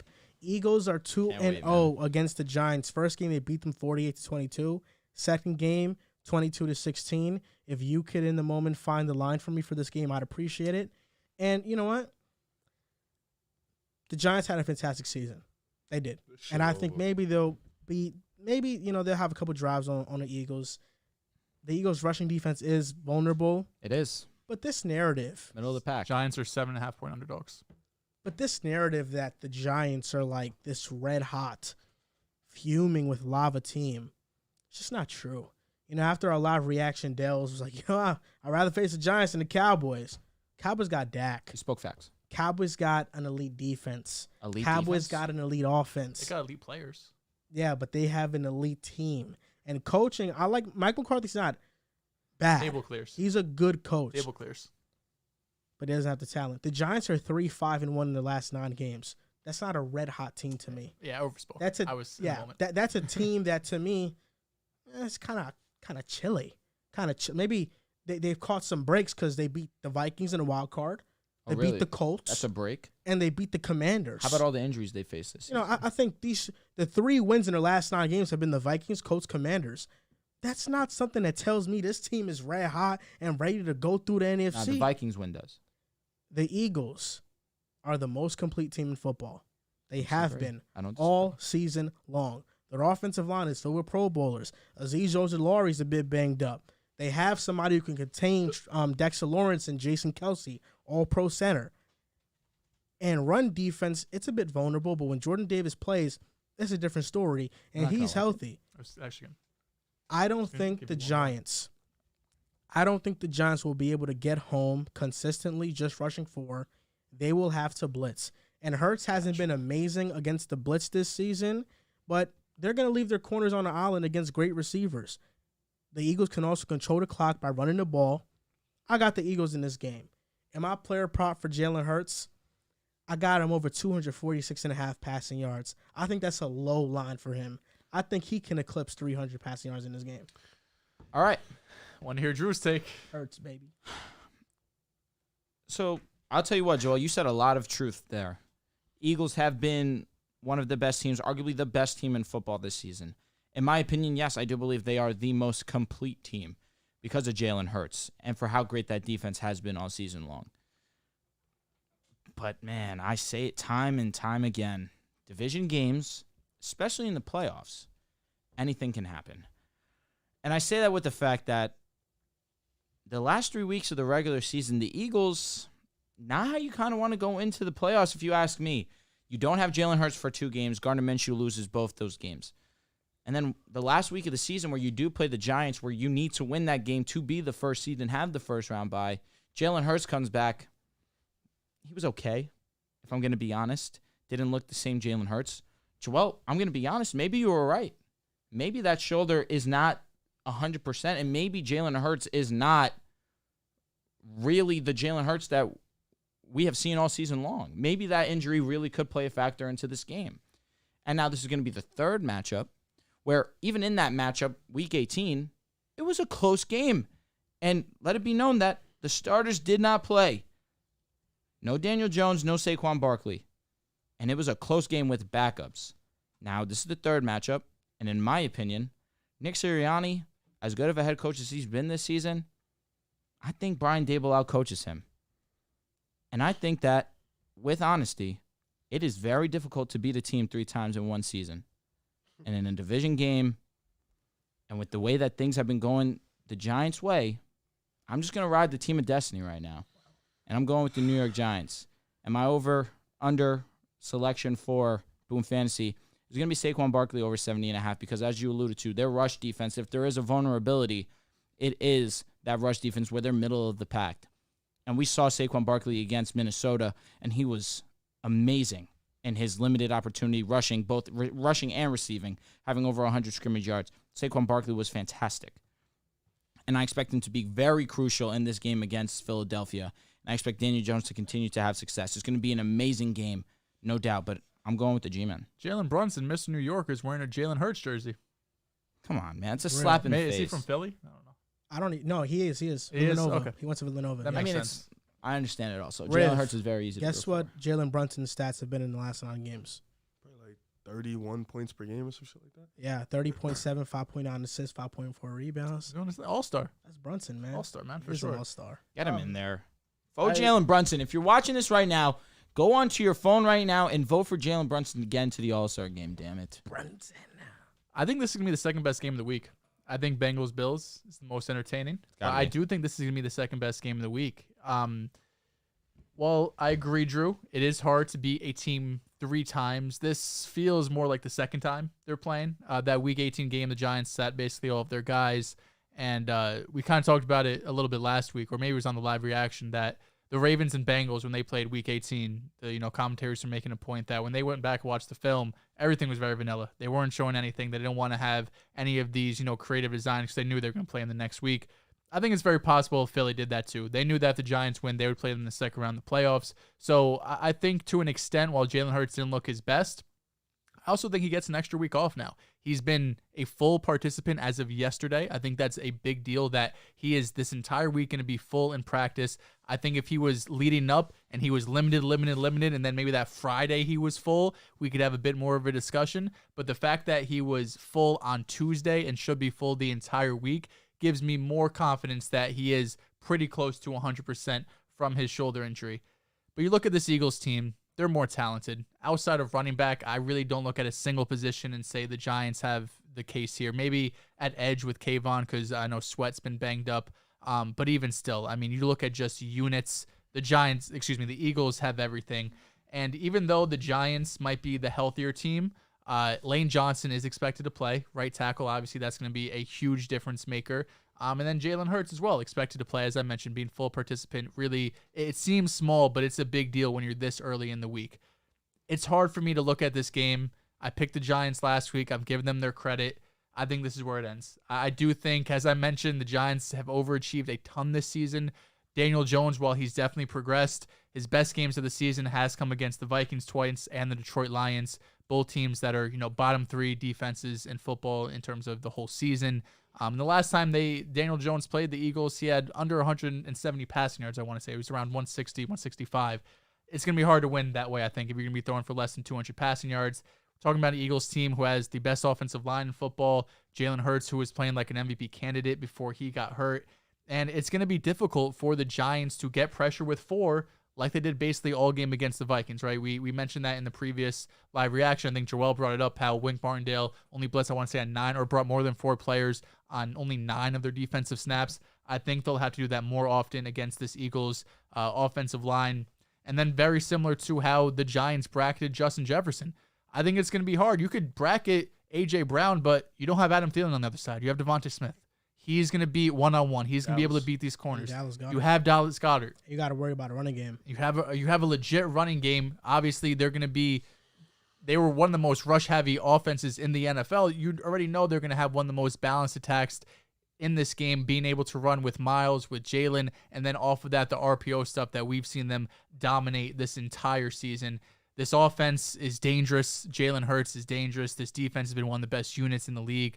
Sirianni and Dable, I do think Dable is a better coach, but I just think there's a huge talent gap right now between the Eagles and Giants. I think it's going to be a close game. Like I said, I think it's going to be probably the second most competitive game of the week, but I do have the Eagles winning. Do I have a score here? What do I have? I have the Eagles winning 26-20. Well, the Giants cover the spread. The Giants are 7.5. I have 26-20, so according to my score prediction, I would be taking plus 7.5. I'm gonna take the Eagles spread. I think they win by more than 7.5. What's the Eagles spread? 7.5. Yeah, this is nuts. I don't understand. This is what boggles my mind. I understand where you're coming from. You've been on the Giants wave pretty much all year. You've been very adamant about them. But maybe you are flip aside. Whoa! He chose the Eagles. I'm on the Eagles. No, you did, but I don't understand how a game plan against the Minnesota Vikings makes you think that game plan it doesn't. No, it has to though, because if they didn't, like, that game right there is the only reason why you're looking at them like, all right, the way they coach this game, it can look a little close against the Eagles. It's not going to be close, bro. I'm sorry, it's not. We are so far and away a better team on aside from running the ball, because respect to Saquon, he's a dog. You got to give him his credit. Saquon is clearly better than Miles Sanders. We'll never take that away from him. Aside from that, we are better at pretty much every part of the field, like every part of football, than the Giants. Like, and their coach is great. Our coach is good too. Our quarterback is great. Their quarterback is great. We have A.J. Brown. We have Devonta Smith. We have Dallas. Like, they don't have any receivers. They're not going to be as open as you think against. Like, we're not the Vikings. We have Pro Bowl players at every single position. This game is not going to be close. I know you can't beat a team. It's hard to beat a team 3 times, but realistically, the second game, they was going through the reps. They was resting players. The first game, the Giants was injured, and we beat the brakes off of them. Absolutely violated. We beat, and respect to it was them, over the first but none half. of those players that they are bringing in are game changers to the point where they're changing the outcome. They can change the score a little bit. They can change the score. They're not changing the outcome. We're still winning that game comfortably. So shout out to the Giants. They had a great start. We're just so much a better team. We're on a different level right now. Jalen Hurts being healthy is going to be huge. He said he's good to go. He's been on the money pretty much for the most part all year. And this is a guy who, I think he's learned his mistakes from last season. And even then, The Giants, I don't think, have the personnel or the scheme the Bucs had to stop us. And we have so much a better team than we had last year. Devonta Smith has stepped up his game, A.J. Brown. And I'm taking the Devonta Smith over because even if you bracket A.J. Brown, Devonta is going for 100 yards. He's going to have a big game. And the Giants, like I said, I gave him respect for last week because a lot of people, they weren't the favorite, and they weren't even supposed to be here from the jump. Coming into this year, they weren't even supposed to be that good. So you got to give them respect. But this is where the separator from elite to good teams happens. This is where the top-notch NFC teams face the low-card teams. This is a matchup that's not favorable for the Giants. So I got the Eagles comfortably over the spread. Score. Probably like 31-20, 31-21, I think like 31-16. 31-17. Yeah, we're gonna do what we should do. We should beat them comfortably because we're just a better team than them at every point outside of coaching. They're coaching. Yeah, good coach. We do. That's what I'm saying. Like we don't like the Vikings have missed Week holes. 18 games don't matter. Like in that situation where they that needed Dolphins to win and Jets to have game mattered. In that situation where they needed to win in order to lock up the number 1 seed, or you rush back Jalen Hurts into playing a week after he clearly is working through an injury and playing through an injury. I mean, I think that game definitely was essential for the Eagles. They needed to win that game. It was essential, but I don't think they were. I think it was more essential for the They were reps. pulling out any tricks out the hat in that game. I agree. I think that. I mean, it showed if that's the case. We've seen the Giants beat the Vikings because they were able to get 1 or 2 stops on them. But defensively, they were getting torched too. It's just that they were torching the Vikings defense even worse. Eagles offense is a different animal. One thing I will say is they really didn't establish the run, a.k.a. Saquon Barkley, all too much against the Vikings. It was a lot of Daniel Jones working. Early on, they did. Saquon had that big touchdown run. Yeah, but he really only had 5 carries, I think, in the first half. After that, he didn't have a lot of carries. Less than 15. Yeah, but after they dominated on the run, then they started passing more. And Daniel Jones. No, but Daniel Jones was the one who was the leading rusher. Yeah. So I say this in the sense of I think now it should be really more reliant on Saquon. I really think they need to win this. I think if they're going to win this game, it's going to be through running down the clock, getting the ball in Saquon's hands, allowing him to manipulate the outcome of this game. Because, like you mentioned, I agree. I think if you get the Eagles' offense out there, they're going to put up points. But if you can limit them from getting on the field and keep the offense out there as long as you guys can, I think that the Giants definitely could get this game in their favor. And you said it. You believe that this shouldn't even be a contest. You believe the same thing. All the pressure is on Philadelphia. They are definitely, on paper, the better team. They have been the better team the entire season. There is no pressure on New York. You get pressure because you're at the top. 100%. Because you're better. I could not agree more. And Jalen Hurts knows that. Jalen Hurts, his demeanor all year. You have the best leader, arguably, in the NFL. He has the most. That's a hot take. I just think he's just very stoic. He understands. Listen, I don't think that Jalen Hurts is not going to come to play. I think Jalen Hurts is good enough to perform. He wants to shut people up for that last. But I will say, for me. again, like I've been saying, it's a win-win. If the Giants lose and Daniel Jones plays poorly, that's a win. If the Eagles lose and Jalen Hurts shows up, some of them flaws I was pointing out all year, I win too. Interesting. I can't lose. I can't lose. You've given Jalen Hurts praise for the last 2 months. I can't I'm not lose. to that. No, I can't. Come on, man. Have some dignity. I do think Giants fans don't expect the same type of game you saw against the Vikings. I think that's it's going to really, be ugly. The biggest takeaway is the Eagles are just awesome. Bro. Yeah, you're not going to just get, and even if you do pressure Jalen Hurts, it's not like Kirk Cousins who's just going to fold in the pocket. Jalen Hurts getting out of that pocket. He's going to put pressure on the defense. He's going to be able to make plays on the run, outside of the pocket, outside of structure that Kirk Cousins simply can't. You could get they got pressure with 4, and Kirk Cousins is not mobile and he cannot move.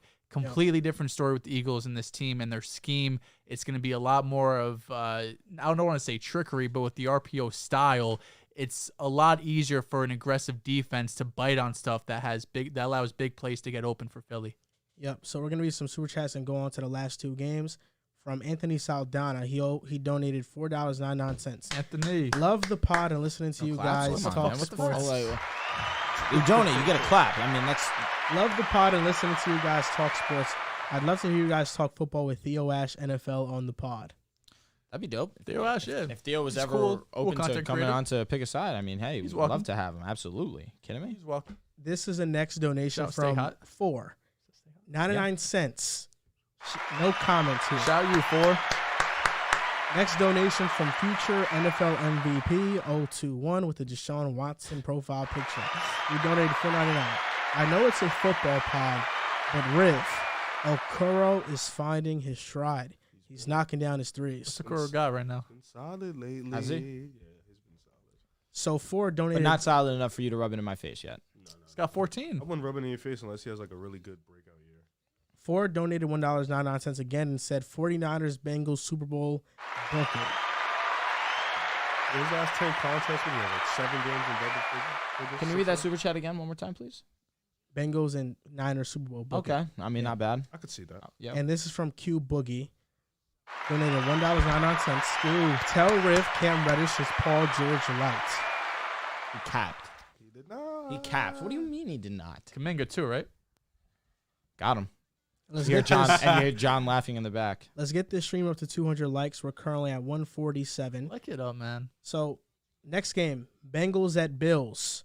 And Sunday is going to be some great football. We Yes, got sir. Bengals, Bills, Cowboys, 49ers. Man, I think Sunday is going to be some great football being played.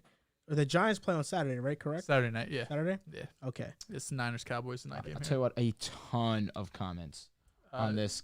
Positive Daniel or Jones. negative for you? A little both. A little both. Someone said rare miss. Not crazy at all. Which Daniel Jones one? I said, am I crazy for thinking about Daniel Jones over Kyler Murray? Yeah, he's a hot topic right Yeah, but a lot of people are saying they'll take K1, but it's not insane. It's too soon to tell. I'm just like, okay, fair enough. This is the first time Josh Allen is facing Joe Burrow. Hot. Well, second, but Yeah. I First understand one what you didn't mean. finish. And this is to me one of the toughest games to pick I don't disagree. out of all of them because the Bengals are on a nine-game win streak. The Bills on an 8-game win streak.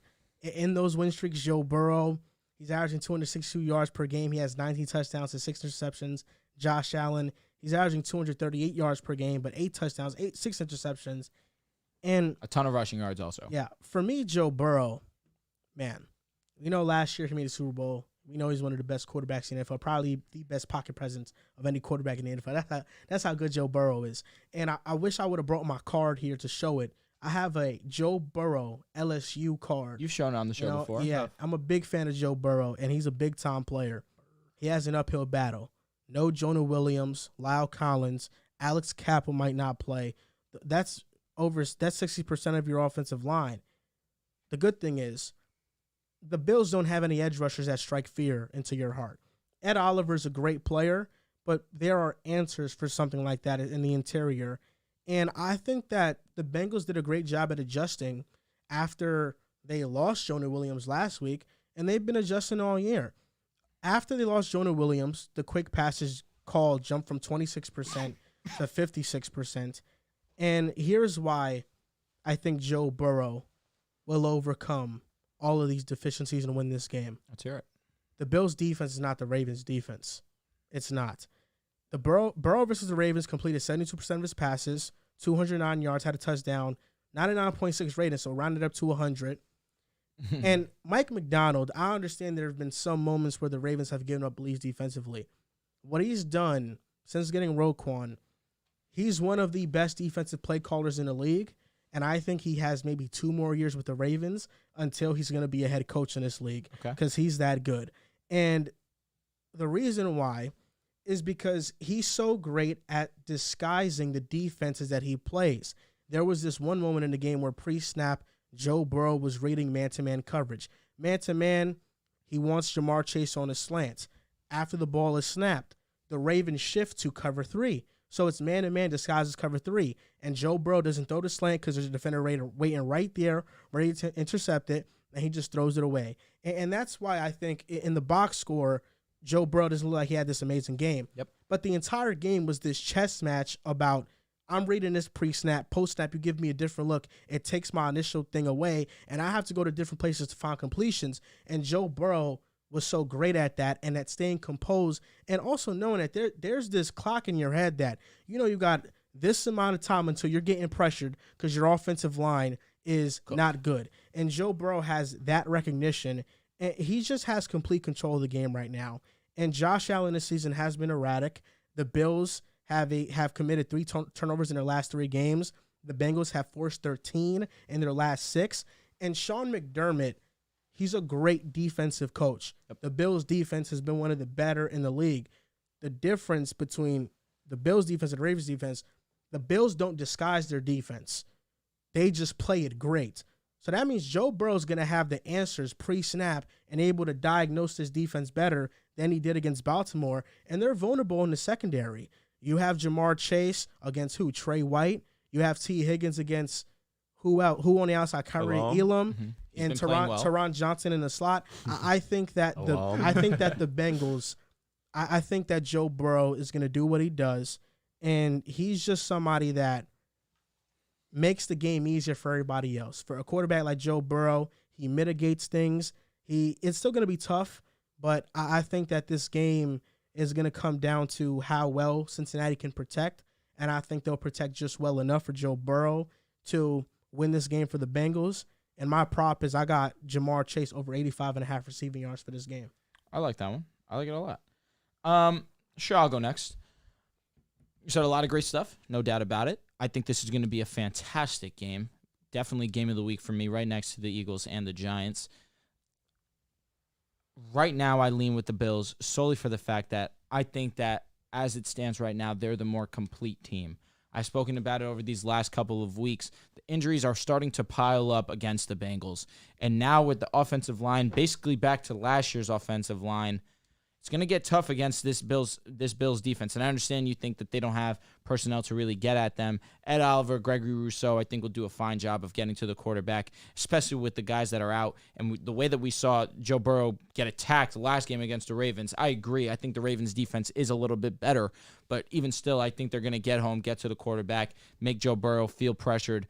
But that doesn't take away from Joe Burrow and me believing that he's still going to have a solid game. What it's going to come down to is Joe Burrow versus Josh Allen. And ultimately, I just think with the fact that the Bills defense is better than the Bengals and Josh Allen, understanding that this is not a game where he can take lightly he cannot take this lightly like how he took it lightly against the Dolphins when he went up 17-0 and then kind of just went on cruise control, started making some errors like I thought would happen.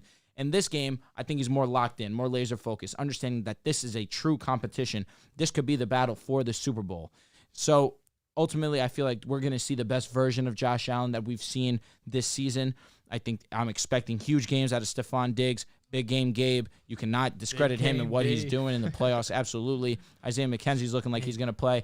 Unfortunately, Micah Hyde will not be. Wow. You called him crazy. No, you called him crazy. They called me crazy. I did call you. Unfortunately, Micah Hyde will not be playing, but that can't take away from the fact that, yes, Trey White has struggled since coming back, but week by week, you get slightly better. Jordan Poyer, that's a Pro Bowl safety right there. And Kyrie Elam has been playing very good.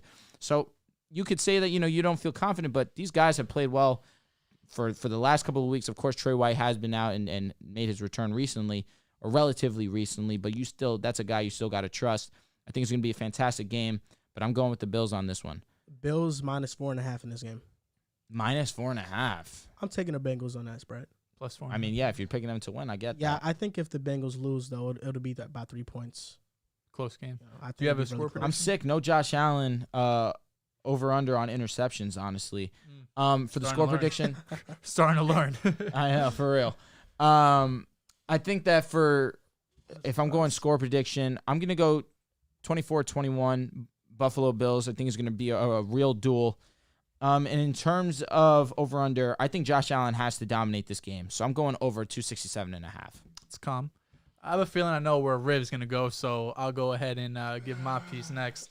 It's going to be the best game of the week. It's going to be the best game of the week. Got two of the top 3 or 4 quarterbacks in the league, and I was really going back and forth on this game all week. After the Bills game, I tweeted out, yeah, I'll take the Bengals over this Bills team quite easily.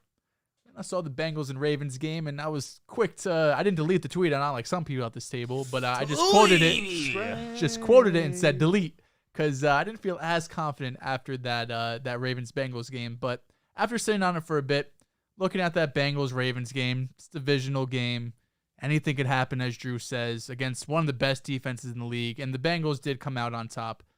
And I'm sticking with my initial gut. I'm riding with the Cincinnati Bengals. The Bills are a great team, led by a great quarterback.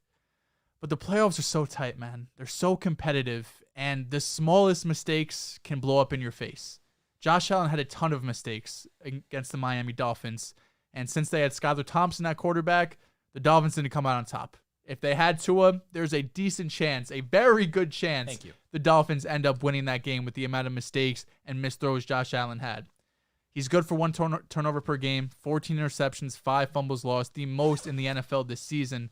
The Bengals are 8-3 this season when forcing one or more turnovers, which is 6th best in the NFL. And the Bills in totality have turned the ball over 27 times this year, which is 3rd most in the NFL. There's still a world where the Bills win this game without a doubt. These are two of the best teams in football, 2 of the most talented quarterbacks, 2 really good coaches, but I don't think either in that elite category. The Bills will be able to get pressure on Burrow, right? I think that goes without saying. They'll be able to get pressure on this banged-up offensive line. I think there's a chance Alex Kappa comes back. I'm not sure if one of you guys mentioned that. There's a chance. Yeah. And we know Josh Allen, he could be Superman. He can make just unbelievable plays with his legs, with his arms. Stephon Diggs, big play or big game Gabe all of a sudden is a thing now because he's not really a good receiver and just has a couple of good games in the playoffs. So everyone just gives him a nickname now. The Bengals, though, they're just the more button-up team. They're the more disciplined team. They're going to have less mistakes. They're not going to turn the ball over as much, and I think they'll come out on top. I have this 27-24, the Bengals winning. It's going to be a dogfight. They're going to go back and forth, but it's hard to look at this Bills team as one of the league leaders in turnovers, not just Josh Allen, but the other players as well. Like I mentioned, top 3 in turnovers this year. The fact that they won this many games and ended up being the 2 seed is very impressive with that amount of turnovers. That just goes to show how great Josh Allen is in the defense at parts of the season too. But like I mentioned, in the playoffs, in crunch time, you can't make mistakes. And right now, the Bengals are the more buttoned-up team. This game gives me goosebumps. Because this could be the game of the year. This is 2 of the best teams in the league, 2 of the best teams in the AFC, Bengals, Chiefs. We missed a glory one, unfortunately. Hamlin get better. We missed a glory one that could have happened in the regular season. That would have gave us a little bit of a better understanding of how this would have looked like. But I got the Bills. I'm going to stay consistent with my pick. Them being 8-1 at home and being undefeated at home in the playoffs is something you got to look at and give credit to. And like you said, them leading the league in turnovers and being on a 8-game heater is – shout out to Drew for that. 8-game heater is impressive. I think the defense, especially the defensive line, Greg Russo, he's stepped up this year tremendously. Ed Oliver, I think they can get pressure on Joe Burrow because they're not more because of their elite per se, but they're missing damn near half their offensive line. So that's something important you got to look at because if the defensive line could cause havoc for Joe Burrow, that's a big step. And if the cornerbacks, because they're very thin at safety, but if the cornerbacks, which they seem to rotate guys out routinely and still be able to play good defense, if they can just hold down the fort just for a little second while that defensive line gets pressure, this defense could cause some havoc. But offensively, you're right. But I think this game, Josh Allen understands what this means. This is the most important game of his life. And I say that because I know he's went to the AFC Championship game and he lost to Mahomes. I know he's lost to Mahomes in the second round. But I think this game, because I think people hold him losing to Mahomes not in bad fashion, especially the one where he left 13 seconds on the clock. But I think if he doesn't beat Joe Burrow, who is somebody who's been battling with him for that number 2 spot, that number 2 spot gets swept under the rug, especially off the year he's coming off of, which Joe Burrow statistically was better this year. Josh Allen had a pretty much down year to his standards, turned the ball over a lot. This is a big game for him. But this is a guy we know can turn into Superman in a second, can make plays with his feet, can make plays with his arm. I look at Stephon Diggs and his matchup. He has to come to play. I look at Gabe Davis. He has to also win his matchups and come to play. Dawson Knox, a guy who has one elite catch every week. He's been Josh Allen's safety blanket in the red zone. That's somebody who needs to step up too.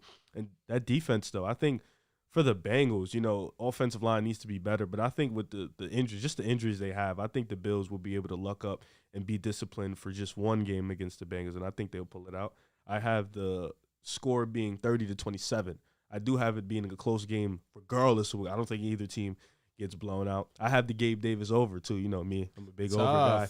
But big game Gabe, I think he comes in this game 100. I think he has 2 big ones, 3 big ones, because even the last game, there's a couple ones Josh Allen left on the mark. For sure. And there's a couple ones Gabe could have caught, which he didn't catch. So there's a couple Still had ones. 100 yards, though. No, yeah, he could have had 150, 180. Some of the ones he dropped. So he gets like 10, 50-yard targets a game. yeah, he just runs straight. Disrespect Big Run Game straight. Gabe, It man. works. Just come playoff Hey, time. That's Deshaun it. Jackson. Just come playoff time. Oh, no, I wasn't wrong. No, you're wrong about playoff, Gabe. That's it. Wrong. Deshaun Jackson made a career out of This will make or break it. Deshaun You Jackson said that made a Gabe career out of Davis is that. at most going to get 400 yards this year. I said under 1,000, didn't Not for the total season. I? He's going to hit 1,000 this game right here. What was that, like 940 now, I guess? Yeah, Right? yeah. Deshaun Jackson made a career out of 5 routes. That's true. Respect. Sean Claire's. He does, but respect. You can do some things with 5 routes. Deshaun Jackson also was given God-given speed. Gabe got some speed, got some size too. He's So we got size. 2 Bills and 2 Bengals guys here. We do. Listen. You guys make sound logic on the Bengals. I thought he was going Bengals. I'll be honest. I thought he was going Bengals. True. Me? No, I mean, listen. Prior to the season, the Bills are my pick to go to the Super Bowl. Also, I'm gonna stay consistent with that. I The would say injuries that- have killed the Bengals because for a little while I was on the Bengals being the best team in football too, or at least in the AFC. Excuse me. Week Yeah. 17, 16, you said that. No, for sure. I would say When they were healthy, they were. hot take, but whoever comes out this game, I think goes to the Super Bowl. I think either team beats Beats the the Chiefs. Chiefs? Yeah, I think Or this. the Jags? I think that this is the Chiefs. Chiefs ain't go to the Super Bowl. You know, I it's think. funny because, like, you laugh and make that joke, but what if we come back in next episode and the Jags win? That would be crazy. Oh, You'll they- see me. I'm definitely wearing my Fred Taylor jersey. Just know that. That would be crazy. You have every fucking jersey. It's lit. actually insane. I get jerseys for legends. When's your Daniel Jones jersey coming, bro? I got You it said for legends. Charles. You got Daniel you Jones did? jersey? No, I don't. Have Andrew Thomas jersey. You just said you getting the Daniel Jones jersey. I didn't say that. For Charles. Charles has it already. You have an Andrew Thomas. I do. The offensive lineman. All He pro. wore it on last week's The football. one. Or the week before. He's like 24. He just got into the league. Like a All couple pro. years- Yeah. He's not a legend. Come on. You said man. you got it for legends. Well, his name's Andrew Thomas. Automatically legend. Okay, I get it. I fuck with it. Thank you. I fuck with it. That's a heater. I fuck with it. Cowboys 49ers. Now, this game Woo! is the Another- game I'm most Amazing. looking forward See, to. look, we're overlooking this one being Okay. one of the best of the week. Also, I have a different opinion. The 49ers last season in the wild card beat the Cowboys 23-17. In that game, they had trouble containing the run. Deebo Samuel had 10 carries, 72 yards. He had 1 touchdown. And it sucks because the 49ers have 2 extra days of preparation for this game. Big advantage. They have 52 hours difference in rest. The Cowboys have to take 2 plane rides. And they just finished their game Monday That's why you night. get the number 1 seed. I number 2 seed. thought it wasn't fair how the NFL made this. I thought there should have just been 3 games Saturday, 3 games Sunday. We should have never had this problem, but I guess they had to make up for a Monday Night Football game because of what happened. and a game on Martin Luther Warhammer. King as well. I mean, that's also exciting. Yeah. It's a holiday. I probably just Absolutely. want some extra bread for Monday, let's be No, honest. no, Yeah, for sure. and And the Manning cast also. there's so many stats about the Cowboys. Superstition, right? That they've gone on these losing streaks. They've lost 2 in a row. They've won 2 in a row. They've lost 2, then won 4 in a row. Oh, they finished out the season losing 2 in a row. And the pattern that followed after that was that they win 4 in a row. And I think this is going to be the second game. There we go. Now, are they going to win it all? I'm not sure. The last 3 teams from the same division, the last time 3 teams from the same division made a divisional round, you want to know who the Super Bowl champion was? The Cowboys, I'm assuming. Dallas Cowboys. But 1994. They had Troy Aikman. What worries me is that Brett Maher seemed to have the yips in the wild card round kicking. I think that was a fluke. He's been a good kicker all year. He did make his last extra point that he Yeah. attempted, which was huge. Yeah, he's been a good kicker all year long. I'm going to trust him. Not going to find a better kicker on the market right now, although they signed someone to the practice squad. The difference between this Cowboys team and last year's team is that 2021, the Cowboys were 16th in rush DVOA, 2nd in pass defense. This year, they're 5th in rush DVOA and 3rd in pass defense.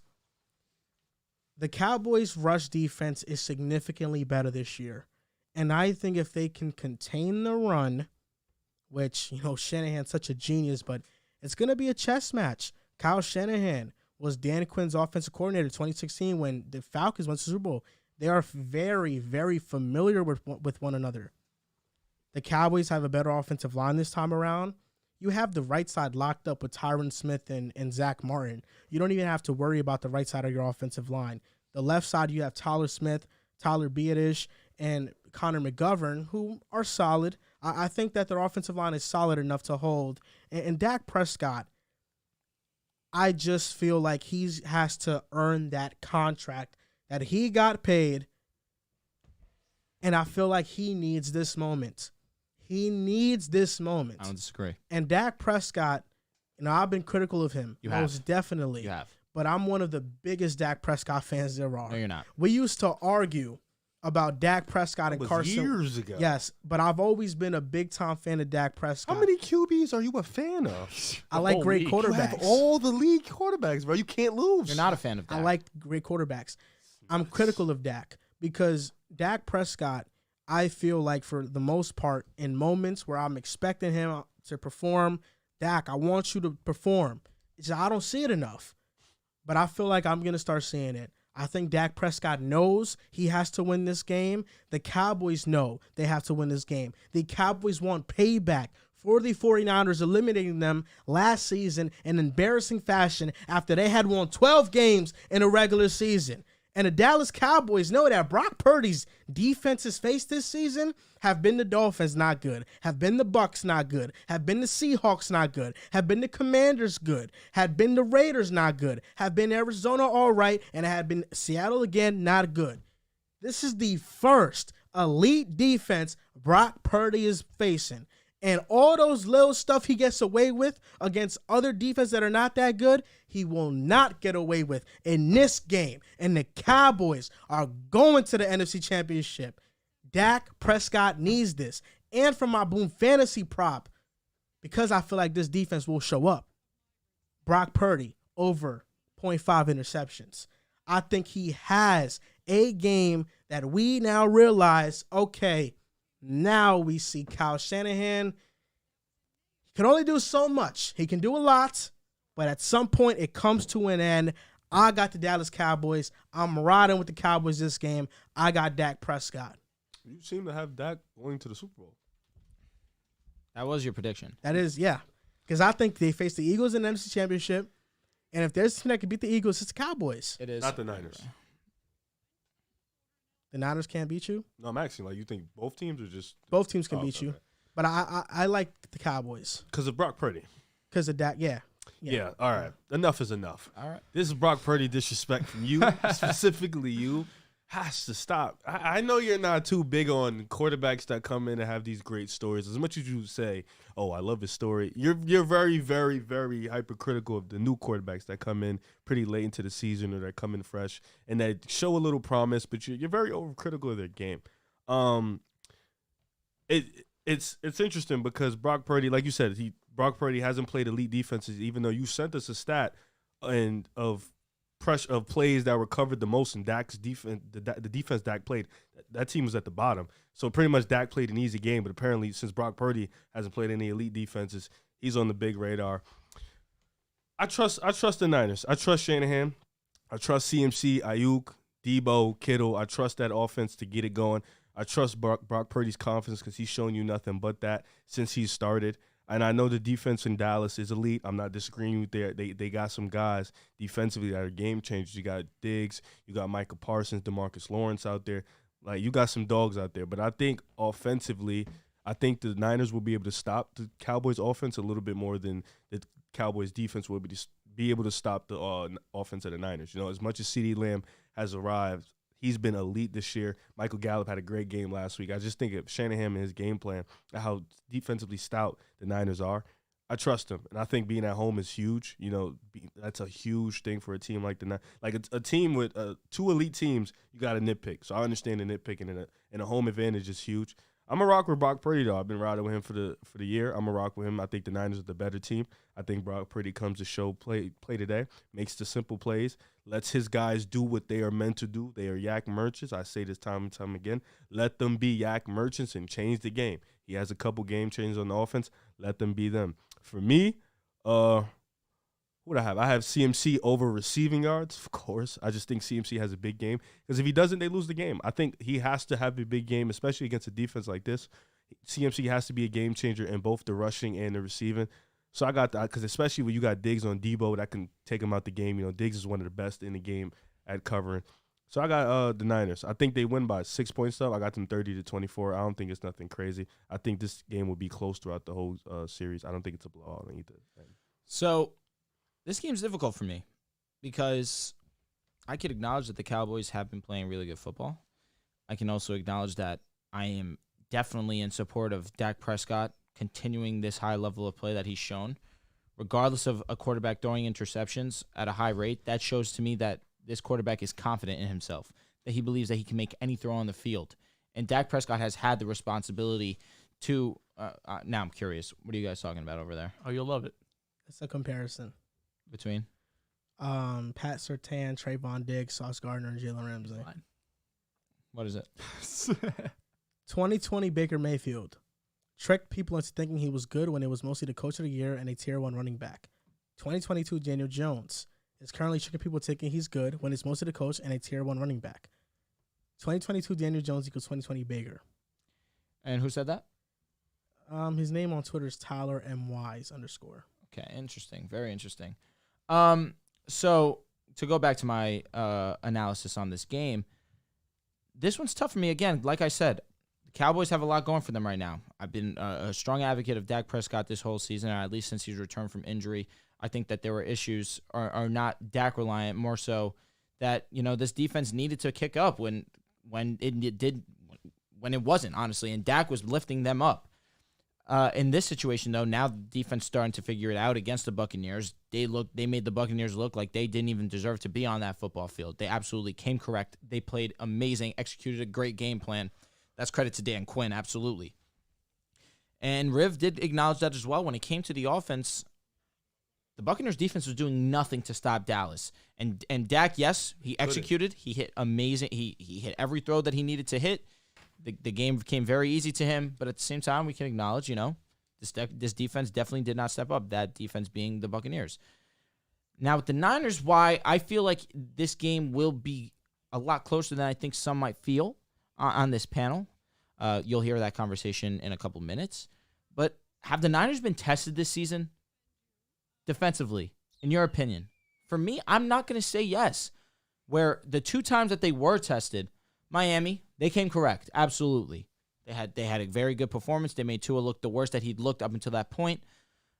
But then the other time before, even then, sorry to cut you off, but even then, it wasn't the 49ers were giving wide open stuff up. Okay, but Tua was inaccurate. Okay, so as I'm going to continue, the other time that they were tested was against the Kansas City Chiefs, and they gave up over 40 points to Kansas City and got blown out.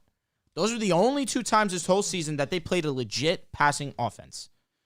And the one game, they looked really solid, and the other, they looked horrendous. Now, here with Dallas is coming in offensively rolling, both passing and rushing. But on the other hand, again, the Niners have been the best defense in the league basically all season. And offensively, they have been clicking on all cylinders, whether it be Brock Purdy hitting the intermediate passes, whether it be CMC being dominant on both sides of the ball, both sides being receiving and rushing. Deebo Samuel now comes back. That's a whole element that you have to take into account. Brandon Ayuk has taken another level into his game. George Kittle and Brock Purdy have an obvious connection. Right now, this offense is clicking. Again, we got to mention the offensive line, and we have to mention Kyle Shanahan, how brilliant he is as an offensive mind. I think this game is going to be an absolute gem. And I think that regardless of that statement of the Niners haven't been tested, I think the Niners will overcome this. I think the Niners will win this game. It's going to be extremely close, but I think it's going to be a 27-24 game, Niners. So you're right that the Buccaneers offered little resistance to Dallas. 24% of their players were perfectly covered. On top of them was San Fran and Seattle. Correct. And it was 25%. Correct. So, I mean, both doubt. offenses had cakewalks. Absolutely. Both coming off a cakewalk week. Very. But we know Dak can do it at the highest level. How you figure? Because he can play great against great competition. You just told us that you're waiting for Dak to have that moment. No, I'm waiting for Dak to win those moments. He performs, though. Another instance where the Niners defense really wasn't what it had been all season was against the Raiders, where the Raiders had benched Derek Carr for Jarrett Stidham, and Jarrett Stidham, he was one of 3 quarterbacks this season to play the Niners and put up over 250 and 2 touchdowns. The other 2 being Tua Tagovailoa, ironically, one of the other 2 times they were tested, and Patrick Mahomes. the other guy that tested that defense. So really here, I'm sitting here and I feel like I'm convincing myself that Dallas is going to win this game. But I feel like the way that the offense has been playing, I believe in this defense. I think that the Niners still will win this game. All right, quick question, Dehls. Let me know if any of these teams offensively are a top 10 unit, okay? Okay. You could do it off the top of your head. Okay. Let's see. Tampa Bay. No. Is scoring, you're saying? Yes. Probably not. Cincinnati. Yeah. Yep. Giants. No. Washington. No. Rams. No. Philly. Yes. Detroit. Yep. Chicago. No. Green Bay. No. Minnesota. Probably. They're top like 12-ish. Yeah, they're top 10. I would say. Colts. Nah. Houston. Nah. Jaguars.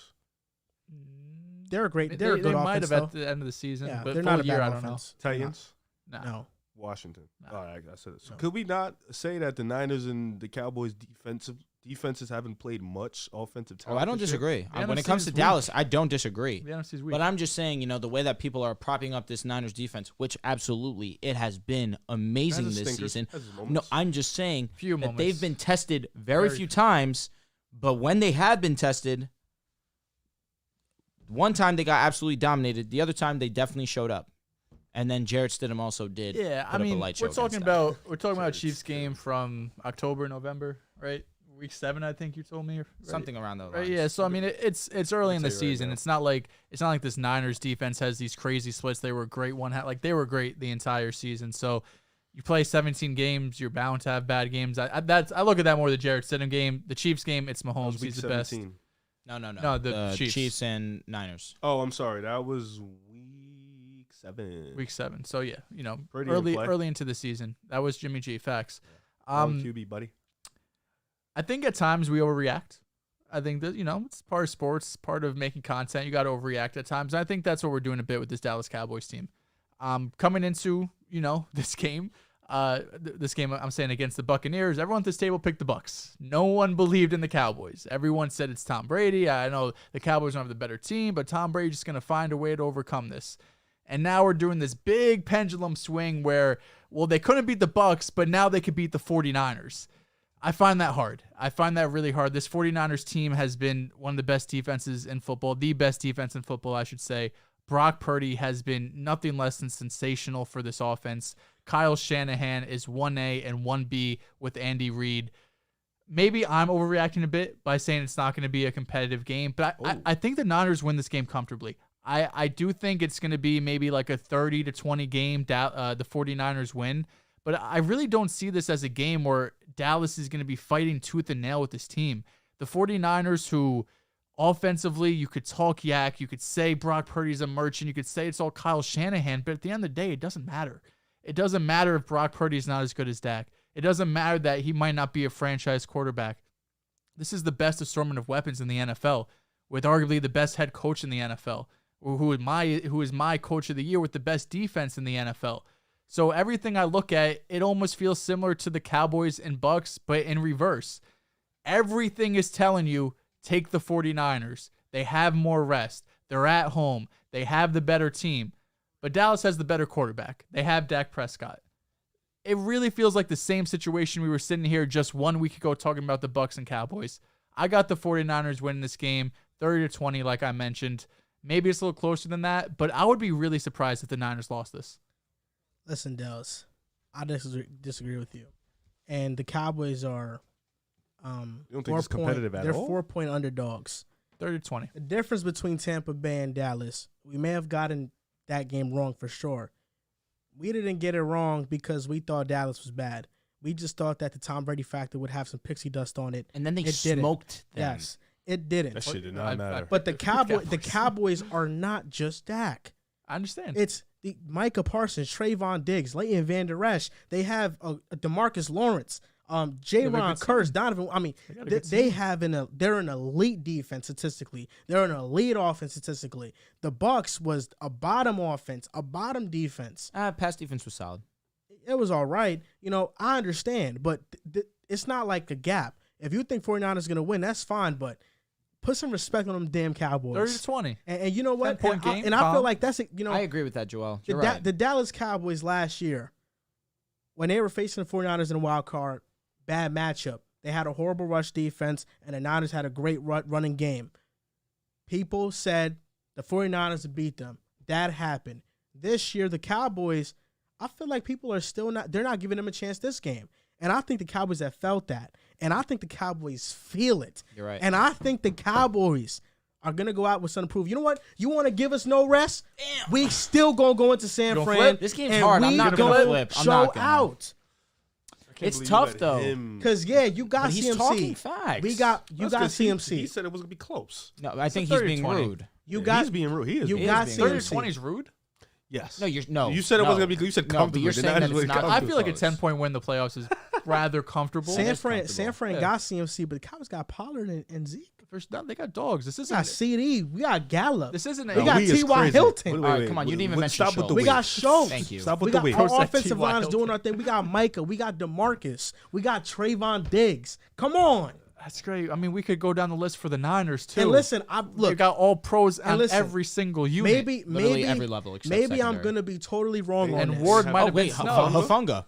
He might have been. Yeah. Jesus. No, he Hufanga- was. He was a Hufanga's- first team All-Pro. He's amazing, but he blows coverages from time to time. He blew a coverage against the Raiders. You really flip on all your guys. no. It's insane. I love You Hufanga. called him elite. He is elite. Told them we Why like you? week 2. Why No, you but That's nitpicking? he could have just What do said you mean? Hufanga's good. There's parts of his games that are not good. All But what's you- the all point you're of not- saying? But what's the but point of saying this that guy you just- called him elite? It's no point of bringing that All up. you had to do was just say because he's there good. That's because it. there are parts of Oh, my elite players' games that are not great. There's that you parts can't- of Trayvon Diggs' game either, but you're not gonna nitpick so how come when we talk about Giannis, Yo, you spoke well. all you mention We're is talking- his come fucking on. jump shot? because we're talking about that at the moment. We wasn't talking about Hufanga's blowing coverage. We Nah, just he talked acknowledged. about Hufanga. We acknowledging that he's there's great. No, weaknesses with all him. I said was they have an All-Pro at every level, and I said secondary they might not. As I said, oh wait, Hufanga's first team Ward has All-Pro. been fucking phenomenal. Yeah, and this year. Travarius Ward's a dog. He got smoked by DK last week. DK Okay, it's Metcalf's a DK dog. Metcalf. And that's CeeDee Lamb. I'm Put not some disagreeing. respect on I'm CD. not Now disagreeing. listen. You know what? This is really because I honestly feel like maybe I'm gonna be wrong on this completely. Not on my game prediction. Maybe that too. I know what I saw from Purdy. My concerns were valid, and I'm trusting what I saw. And I think this game, everybody will see it too. No, I But saw there's- I know this- these last couple of games, people are still putting Brock Purdy on his high horse. And There's a listen, difference, bro. amazing story. I don't want to take nothing what he's done. No, that's I what don't you're want doing. to take it away from That's him. what you're doing. But what I've seen and the mistakes Yep, that that's I've exactly- seen, Here you go. they will show up this game. They will show up. They will show There's up. a they will difference, show like, up, I can they will see show that- up. Yeah, I'm not crossing my fingers because Like I've seen when it. we're talking about the Eagles and Giants, I can understand that because the Giants, they don't really have the weapons. They've been getting open. We gave them credit on the live reaction, but it's mostly been Dable just having a great scheme and Kafka calling plays. But the 49ers have both. They have a genius play caller and all-pro weapons. So I guess Brock- Kellen Moore is getting head coaching nods too. he did But last year. I'll say this: last week against the Bucks was the best that I've seen Kellen Moore. yeah, he was in his Absolutely. bag. But He he's was in his bag. improved But we need to- dramatically. we need to see it He's again. improved year We by need to see year. it again. He's one of the better play callers, offensive play callers He's in the been league. really good so far this year, but this is a true And Dan test. Quinn is like both their coordinators are Absolutely. getting head coaching Yeah, looks. nah. I mean, they have one of the best Like, coaching Dan units in the Quinn game. is going to be a head coach. Ironically, D'Amico Ryans is getting head coaching looks too. Facts. Yeah, but Dan Quinn is a coach. Mike who has McDaniels was a head coach. Was Dan- yeah. OC Robert last Saleh. year. There we go. Dan Quinn as a head coach made a Super Bowl. Like I really think that Kyle I mean, Shanahan went to the Super Bowl. Yeah, Is but Mike we McCarthy have- it's a great the worst coaching coach staff. on the roster? I'm being rude, probably. Are you saying left in the playoffs? Yeah, no. I'm saying on his unit Oh. of guys. Yeah. and listen, man, Mike McCarthy's a really good coach, man. Stop acting like he's not a good playoff coach. win over the Bucks has moved people No, like it's not. ton What do you mean? this Nah, year. wait, hold up. It moved me. It I'm has not moved- gonna like front. we went to the season Wait. saying I don't know about McCarthy, All- Kellen. I don't all know. year. The Dan coach Quinn. is still I'm iffy on. I'm not all gonna front. year, It's the personnel. all year. Have I not been on Dallas? No, I don't think I've so. been on Dallas. No, Yes, you I have. haven't. All Stop year long, it. I've been Stop saying they it. can I make don't the wanna- Super Bowl. I don't want to pull the quote out, but you Pull don't the force quote out. me. What I don't know. Pull it out. I don't Pull it remember. out. I don't remember you being. All right. on After Dallas all week year. one, when Dak went out, unfortunately, we sat here and we had discussions about the Cowboys. The Cowboys are done. The Cowboys are not going to do No doubt. anything. No doubt. To be fair, But we all said that. We were all wrong. I with said it. the same. No, that's you can't say all After- season because yes, that's it. Yes, okay. Most of the season, because after when Cooper Rush was winning, I said, "Listen, how Dallas is playing with Dak Prescott, You did. they can go all the way." And I don't remember that quote ever coming out of your I'm mouth. pretty sure you said it's, I it's said the it. There's Eagles been conference moments to lose. it is. They are the most talented team by far. I hate doing this. They are. I hate doing this. Bro, But you haven't been on Dallas all. now you have All years nuts. We gonna pull out the receipts. because you're just we gonna like, pull out the receipts. because when Dak was All I know is when Dak was struggling, when he was throwing his picks, I you were never very blamed him for the picks. Nah, that's not all too true. I literally said most of the That's picks are not his fault. That's not all too true. I don't remember you saying because that. there was a moment might where have you're said just that. like, the team I trust the most in the NFC is the Niners. It You is. said that. Listen, I'm is. not going to nitpick But I everything don't- you said, but yeah, you have that's why I don't not wanna been do on this. Dallas I don't all wanna year. do this. We're not. We're Listen, not wanna running do with this. all that. year Hell long, no, we're all not year running long with in the that. NFC. You picked against them last week, and you've been with them all year. Because I thought, bro.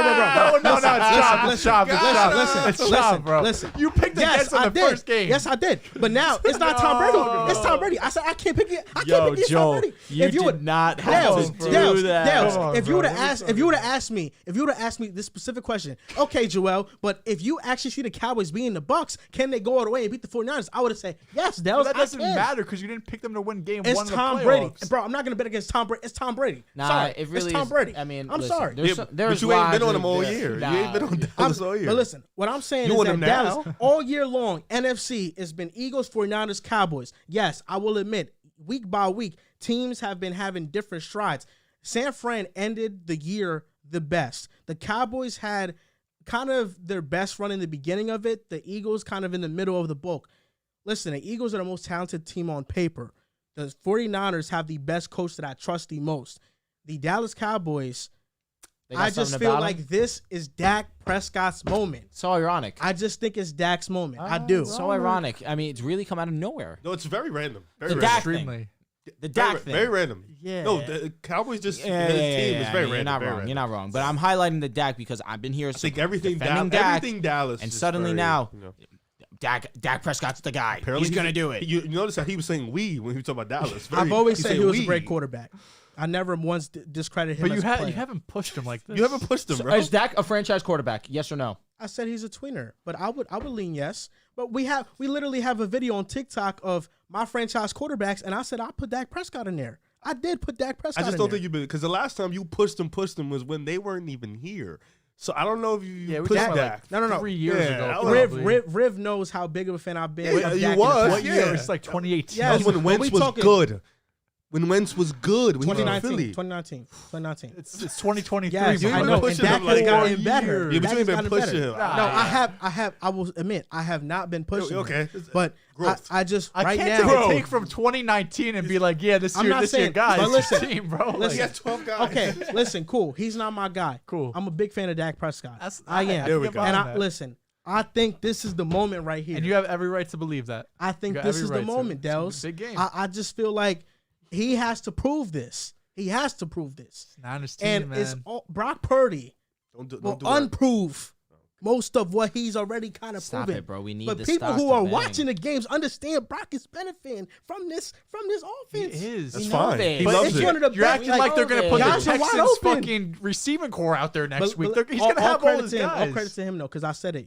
Last pick All in the respect draft. to the Texans. Nothing but respect. I will definitely watch his E60 30 for 30 documentary. It won't matter. I will watch it and I will cry and I will say it's a great story. You're banned But from when, watching when, it. when we talk about analysis, yes, there are plays that there are mistakes he makes that doesn't get capitalized on. The Cowboys will capitalize on it. I'm telling you, When you Dehls. have the players like I'm telling when you, have Dehls. And the you think the players- Niners won't capitalize on Dak's mistake? Dak was damn near perfect against the Bucks, but 7 Bucks. games before that, interception every single game. 80% of those aren't even his fault.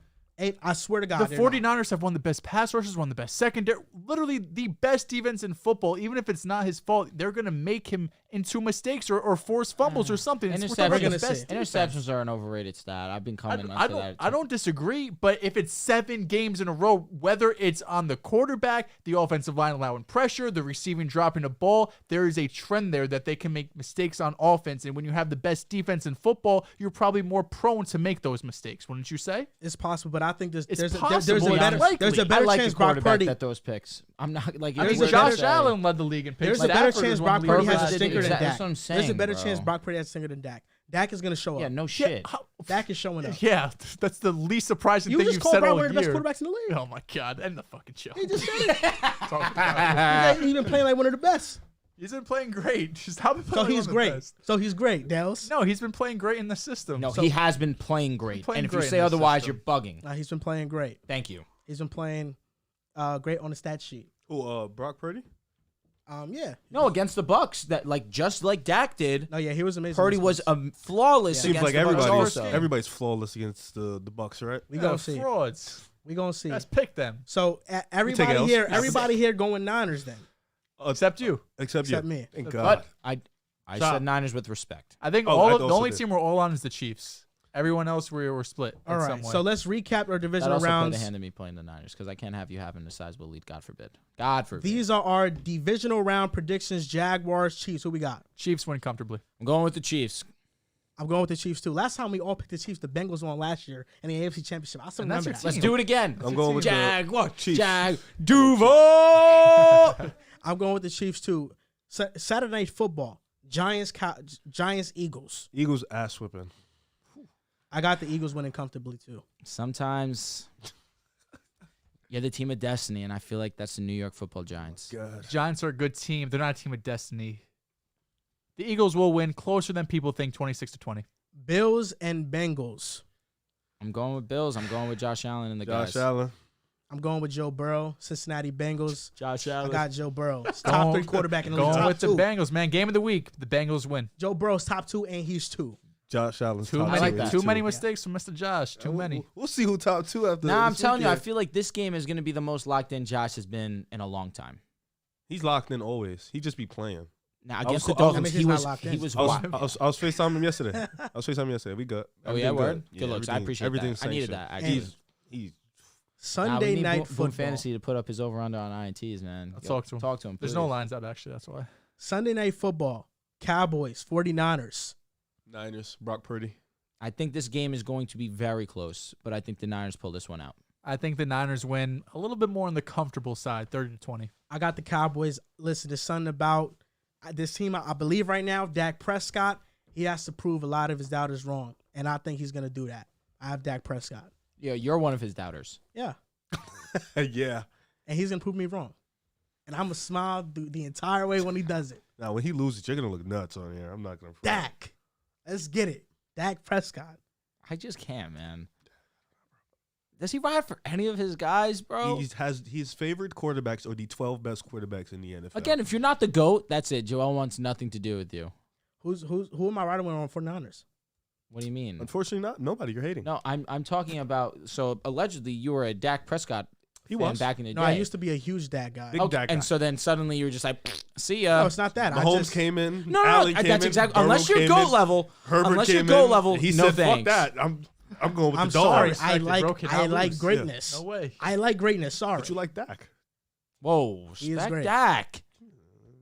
Because you know what? I give respect and the ultimate respect to the guys that deserve it the most. But there's a lot of you guys like Daniel Jones and Tua that you try to put in that conversation, and I ain't ready to do that yet. Type shit. Or ever. Tua had maybe. an unbelievable. So wait, statistical what happened season with this year. Zach Wilson? You said greatness. I stopped talking about him. No, you didn't. You No, talked you about him an talked hour about ago. him an hour. Yes, thank you.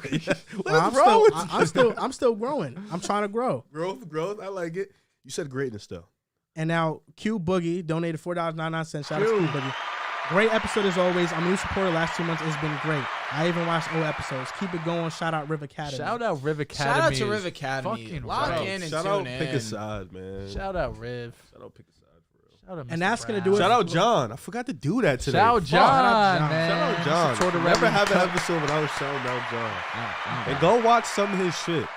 We gonna get him a mic soon so he can be a part of the We conversation. need that. We need that bad. I'm gonna put him right here. Need that bad.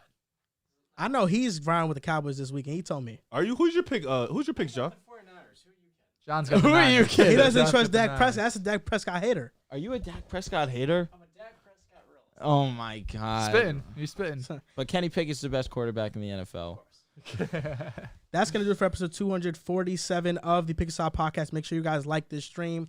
Thank you for watching this entire time. We appreciate all of you guys. We'll see you next time.